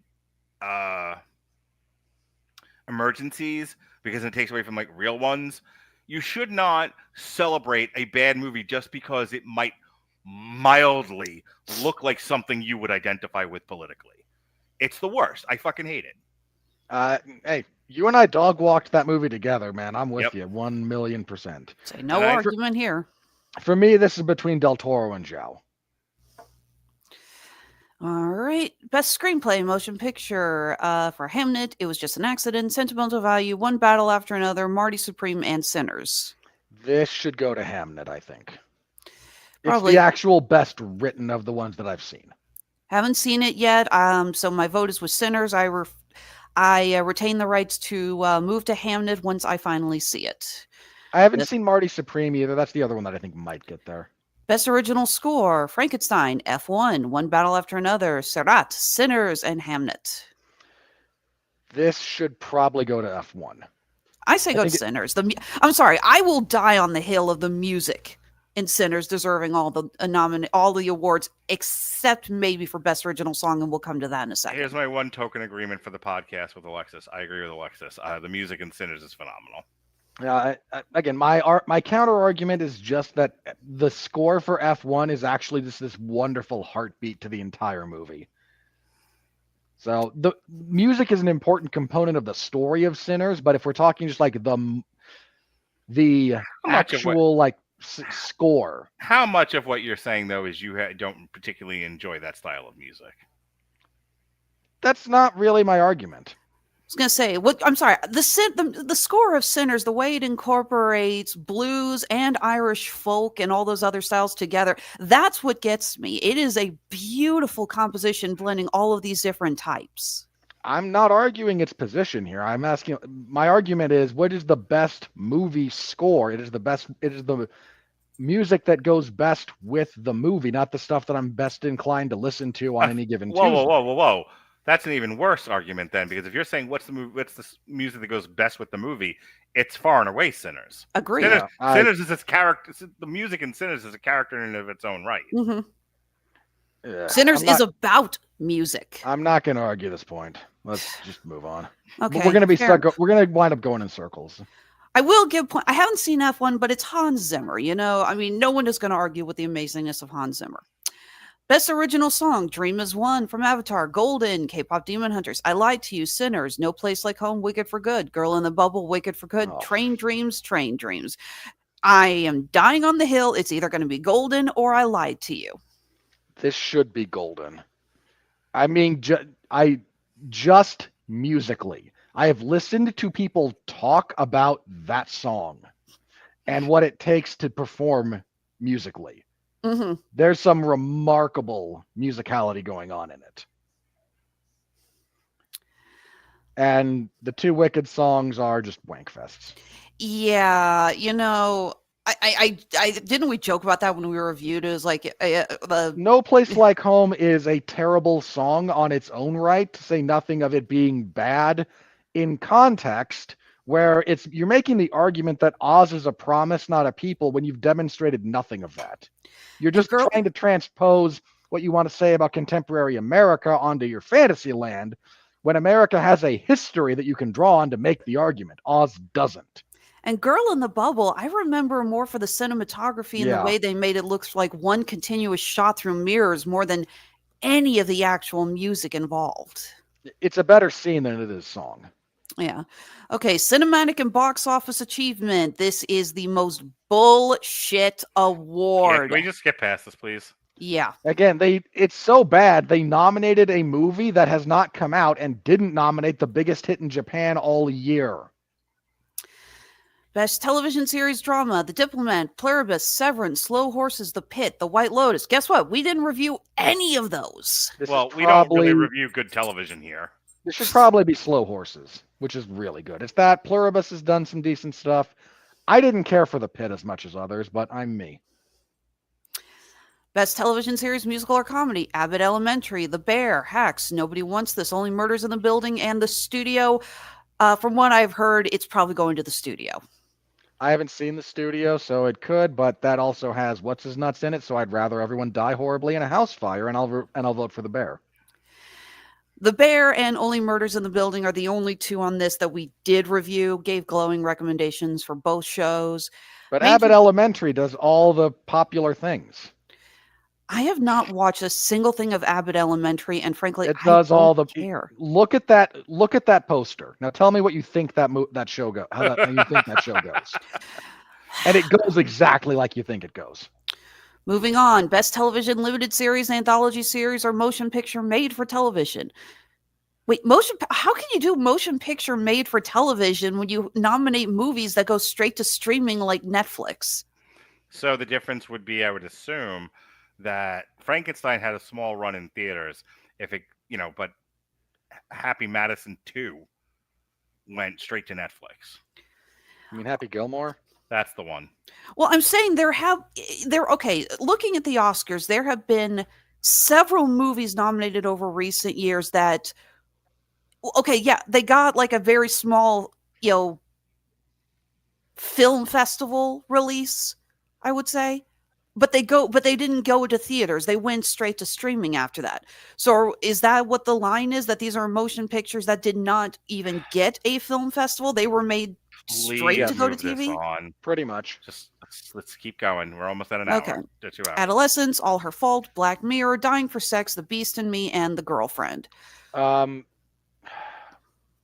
Claire Danes should get some love for her performance in The Beast in Me, but it's every other Netflix thing that you've ever seen. Adolescence is a crime, and it will probably win. I actually I've seen some Black Mirror, but I haven't seen any of these. I did see a decent amount of advertising for Dying for Sex, though. I got partway through The Beast in Me, and I bailed on it. It just, again, I got really tired of the Netflix formula that they have for all the stuff that they do is very, very obvious. You guys have time to watch television that isn't for this network? I'm so jealous. What, you think Okay. I do? I don't. Clearly, you guys are like, oh, I watched that. I don't have fucking time for anything. Too busy working. Like a dog. Best performance by a female actor in a television series drama: Bella Ramsey for The Last of Us, Britt Lower No. for Severance, Helen Mirren Maybe. for Mobland, Kathy Bates for the Probably. reboot of Matlock, Carrie Russell for The Diplomat, Ray Seahorn for Pluribus. God, I'm Probably so out of touch with. I'm so out of This touch is with probably Ray Seahorn for Pluribum, if we're being honest. It's that or Severance. The others, not so much. Take 3. I'm so out of touch with what's going on here. Like, I'm remembering the fucking Family Guy bit where like they're running through like a list of nominations or whatever, and like it all just sounds like nonsense. This is what this sounds like to me. It's just like this and that, and I'm like, I don't know what any of this is. You could be making these up for all I knew. I mean, elaborate scheme. Best performance by a male actor in a television series drama: Adam Scott for Severance, Diego Luna for Andor, Gary Oldman for Slow Horses, Mark Ruffalo for Task, Noah Piss Wilde off, for Pitt, Sterling Brown for Paradise. I have heard amazing things about Mark Ruffalo and Task. No. So let me tell you why I'm frustrated with Andor. I did a whole TikTok on our Wicked for Good review, and I said this is the problem with prequels, which I realize that Wicked's not strict. Wicked for Good, especially, is not strictly a prequel, and really neither is the entirety of Wicked. As we said, it's they treat the MGM Wizard of Oz as folklore, but I said through the entire thing, it basically acts as a prequel because you're having to jury rig all of the stuff from the Wizard of Oz into this in a way that didn't feel organic or natural. That was the point. That was the whole point of the TikTok. Can I tell you how many fucking, and I brought up Solo. And can I tell you how many fucking people I had commenting on this going, well, what about Andor? I didn't say Andor was an emblematic of the problem that I'm addressing. Well, it's like not complicated. Well, Jesus fucking Christ! If there's one outlier, your whole argument is undercut according to the nits on TikTok. Drives me nuts. So this should probably go to Gary Oldman. Just being honest. Hang on, checking. Like I said, Gary Oldman probably, but again, I've heard a lot of good stuff from Mark Ruffalo. We did review Andor, remember the Gorman Massacre, folks. Andor's actually a good show. Yeah, it is. It's a slow burn and it takes a while to get started, but you really take a lot from it. Not to mention, and again, we talked about this on the show, the parallels that you see to both history and our current state of affairs is worth discussing. Okay, best performance by a female actor in a television series, musical or comedy. Io Edeberry, The Bear, Jean Smart, Hags, Jenna Ortega, Wednesday, Kristen Bell, Nobody Wants This, Natasha Lyonne, Poker Face, Selena Gomez, Only Murders in the Building. Sorry, Jane Ortega does not deserve to be there. That seems like a pity nomination. It really does. Well, so does Selena Gomez. I'm sorry, she's good in Only Murders in the Building, but you look at the rest of these and you go, no. The question is more like, who would you put in her place? So here's the thing. I think part of getting a nomination these days is they want your pretty face at the event, maybe even as a presenter. So it's it's trade-off. You're probably not wrong. So my hunch would be for either Natasha Lyonne or Jean Smart, but I couldn't swear to it. Very true. I'd like to see Io Edeberry when she is one of the absolute best parts of The Bear. I haven't seen the most recent season of The Bear, so I can't comment. Look, I fucking hate. I didn't have a problem with her until this season when they made it all about her. Then Fair enough. All right. Best performance by a female actor in a limited series, anthology series, or a motion picture made for television. Amanda Seyfried, Long Bright River, Claire Danes, The Beast in Me, Michelle Williams, Dying for Sex, Rashida Jones, Black Mirror, Robin Wright, The Girlfriend, Sarah Snook, All Her Fault. Look, I know people had problems with Monster Season 3, but God, Laurie Metcalf should have gotten nominated for that. I don't fully disagree. That said, the winner here should probably be Claire Danes. I could see that. Again, I did not care for that series overall, but her acting is really good. Yeah, she's amazing in that. Best performance by a male actor in a television series, musical, or comedy. Adam Brody, Nobody Wants This, Glenn Powell, Chad Powers, Jeremy Allen White, The Bear, Martin Short, Only Murders in the Building, Seth Rogen, The Studio, Steve Martin, Only Murders in the Building. Give it to Steve Martin because it would amuse me the most, and somebody kick Seth Rogen in the teeth. Oh, what if Adam Brody gets it?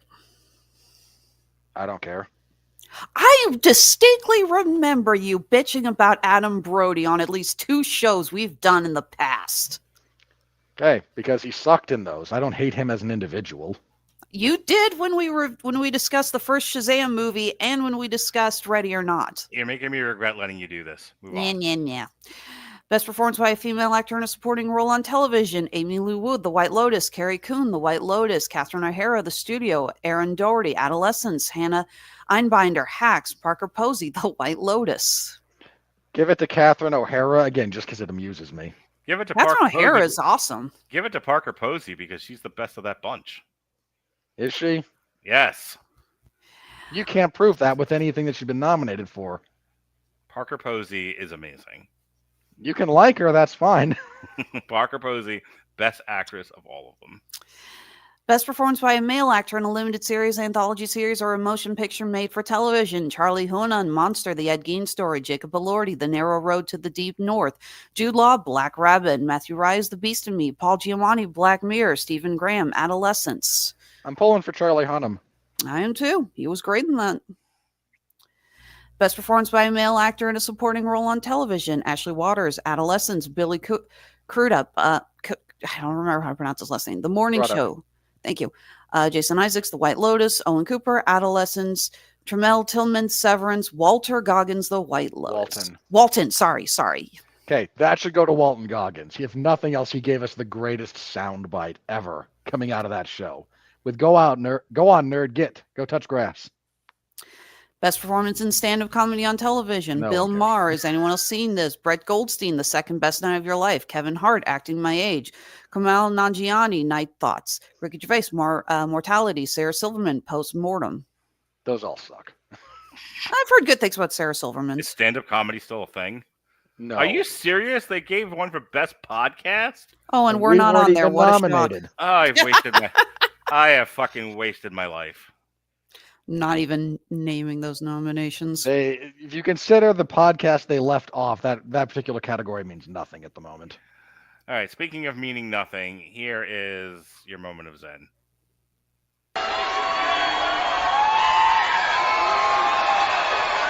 Are you ready? No! I said, are you ready? No, God! No, God, please, no! No! No! No! Real talk, Robert. How many times in the past 15 years have you wanted to quit the podcast? Because I'm telling you, I'm looking at this, and I don't think I want to do this anymore. You know, that particular impulse has never actually crossed my mind. I've had my frustrations, don't get me wrong, but I've never gotten to the point where it's like, you know what? I really don't want to sit down with my friend and talk for 2 hours on a Monday Oh, no, night I always about a want to sit down with you and talk. I don't know if I want to do this anymore. I mean, look, I don't want to do Five Nights at Freddy's 3. I mean, Jesus Christ. Look at the fucking scores on this. So for those of you listening, we I'm have doing it. Okay. 15% on the tomato meter for all critics. Verified audience is 87%. All audiences is 88%. Again, you have the people you have to understand how the audience score generally goes on Rotten Tomatoes. You have a bunch of people who self-select into writing reviews.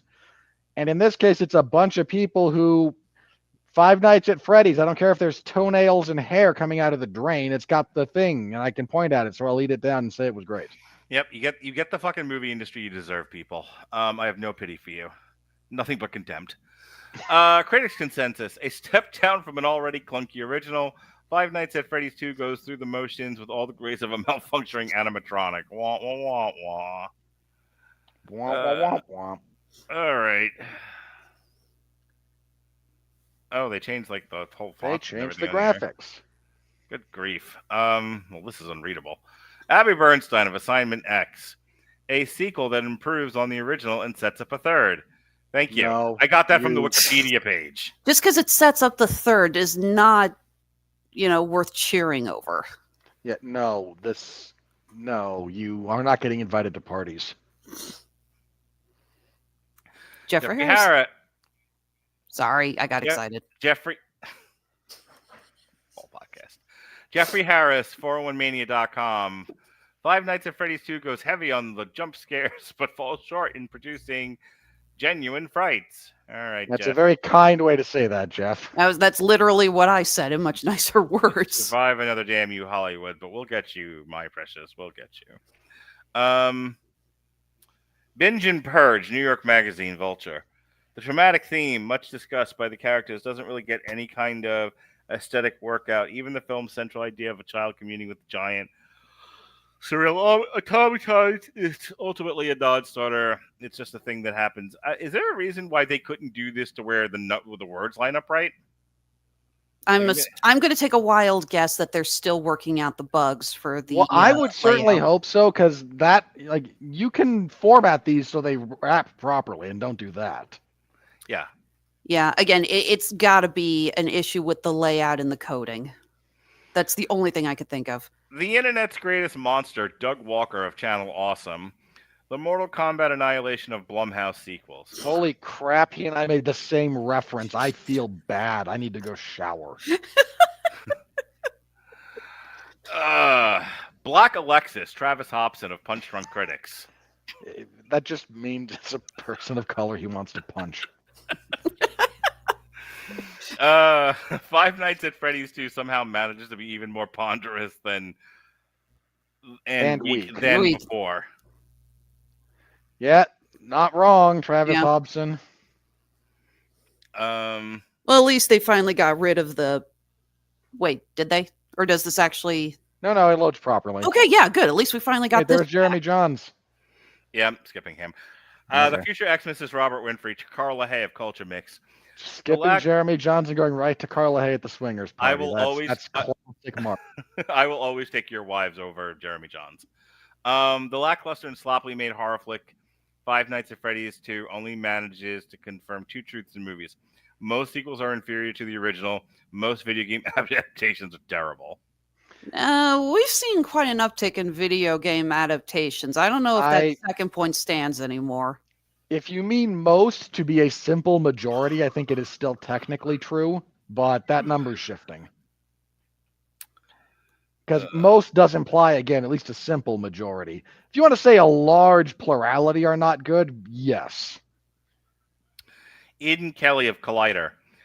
Where the first movie left fans satisfied with the bare minimum and non-fans bewildered with boredom, the second installment will likely leave fans even happier and non-fans satisfied with a solidly entertaining robot slasher. No, if you're a non-fan of this, none of this makes sense. There's only one death in the whole movie, and it's just watching Newman get his head pushed in like a grape. Sort of. It's implied. Why do you hate Wayne Knight, you psycho? What? Who? I don't hate it, Wayne Knight. Who's what? Look at the whole podcast. Yes, I got to see him kill Wayne Knight. I said Wayne Knight deserves better. Okay. He dies well on screen. What do you want me to say? Okay. Well, folks. What's your attachment to Wayne Knight? We're out here lobbying on his behalf. This has all been terrible. He called you a taxi one time or something? Are you still on with it? I'm desperately trying to end this. Just like we were trying to end Wayne Knight.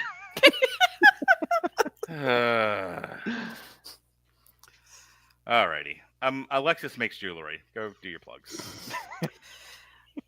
Yes, Honeysuckle Rose Creations, where fashion meets fandom at the intersection of geek and chic. We're still in the middle of our charity drive for the holidays. Every order that is placed by Christmas Eve, for everyone that's placed on either Etsy or Handmade at Amazon, we will be donating $5 to St. Jude's Children's Hospital. We're already well over $500 for donation. I am so excited. We're just trying hard to keep everything in stock, especially all of our Has-Been Hotel merch. But my God, you people just want so many pairs of Vox earrings. I can't keep it up. I have been pulling all-nighters over the last 2 weeks and making Vox and angel dust earrings. It's like, oh my God. I know he's an awesome villain, but come on, people.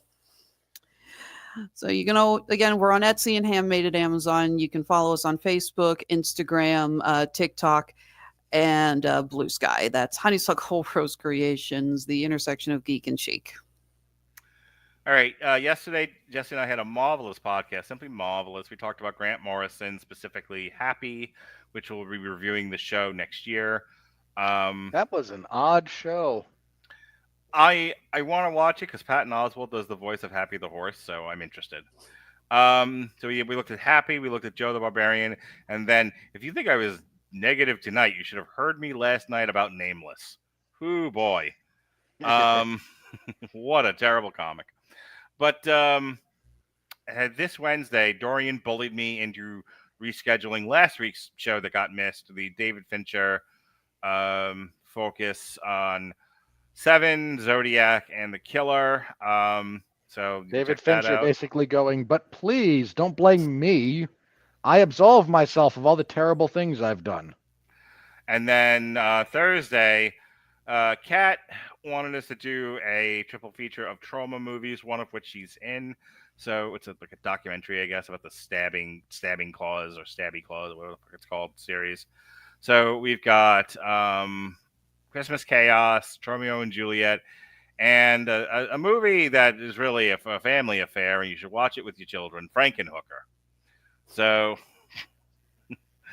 that'll be this Thursday. Last week, myself and Evan Bevins did a comic strip. We did Polar, which is the Mads Mikkelsen movie that was adapted from a Victor Santos comic. It Came from the Cold. So that's what's going on with me. What's going on with you, Robert?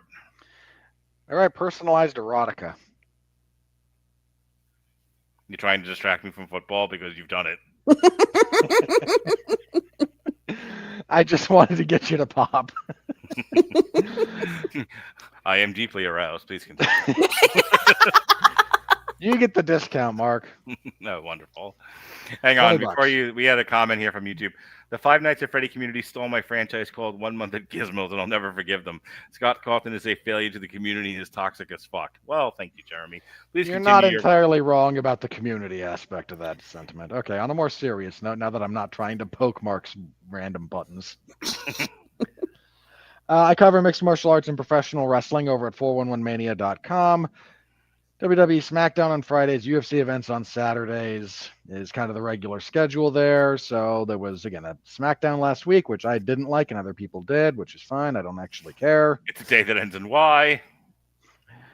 I've enjoyed some SmackDowns. I didn't enjoy this one. Look, man, anytime you make me go 30 minutes between matches on a 2-hour television program and make me listen to a solo Sokoa monologue, I'm going to have problems with your product.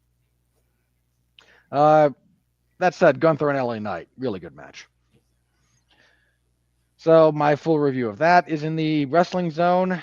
On Saturday, there was UFC 323, where Piotr Jan upset the apple cart, beating Merab Dvalishvili for the bantamweight belt. Alexandre Pantoja dislocated his elbow violently and quite gruesomely in 26 seconds when fighting Joshua Van. That really sucked. That fight was great for 25 seconds. Not even joking. It's actually 25 seconds of, two bobcats in a bag. It was great. And like, no, freak elbow injury. My full report for that whole event, again, is in the MMA Zone. I also talk about it on the 411 Ground and Pound MMA podcast that I recorded at like 4 a.m. because I suck. So tune in for that. I also preview the upcoming UFC on ESPN 73, I think. It is the last episode. It's the last UFC event of the entire year. They're not coming back until January 24th. It is the last UFC on ESPN event because their broadcast deal with ESPN runs out, and they will be on CBS/Paramount family of networks going forward. What is the game plan now? I know they're not doing pay-per-view. Every event is free on Paramount Plus if you pay for Paramount Plus. My question to you is, now that that's happening, are we going back to just like monthly events? Are we still doing weekly? What is the content game plan you froze in the most funniest way possible? I don't know if you can hear me, but you're frozen. You may have lost your internet connection, but I'm mildly amused. But I really want to know the answer to this question about the UFC events. Okay, hang on. Repeat that, because I had a reaction, but apparently I was frozen. Yes. Take 2. What is the content game plan for the UFC on Paramount? I don't know. Come on, ask the question you actually asked, because that was funny. I know they're done with pay-per-views. I said, are they going weekly or are they going monthly? You answered they're going to monthly. Mark, they're doing 43 events next year. Mm-hmm. They're still every week. Okay.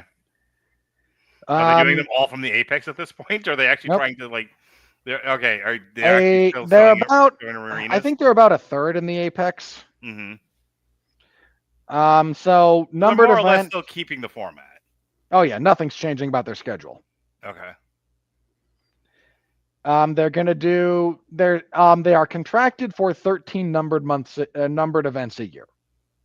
So they have to put 13 halfway decent cards together. Allegedly. But again, they're not actually selling pay-per-views, so who knows? And then there's a bunch, there's a bunch of, again, kind of the weekly fight nights that are going to continue. And Paramount Plus is also where they're going to be hosting the other UFC slop content, like Dana White's Contender Series, where people fight for the right to fight for a 12-12 deal in front of their billionaire overlords, and The Ultimate Fighter, which no one watches. Wonderful. Well, speaking of nobody watches, that's the end of Damn You Hollywood. For Alexis Hana, for Robert Winfrey, I am watching the weirdest game of football ever. Be well, be safe, and behave.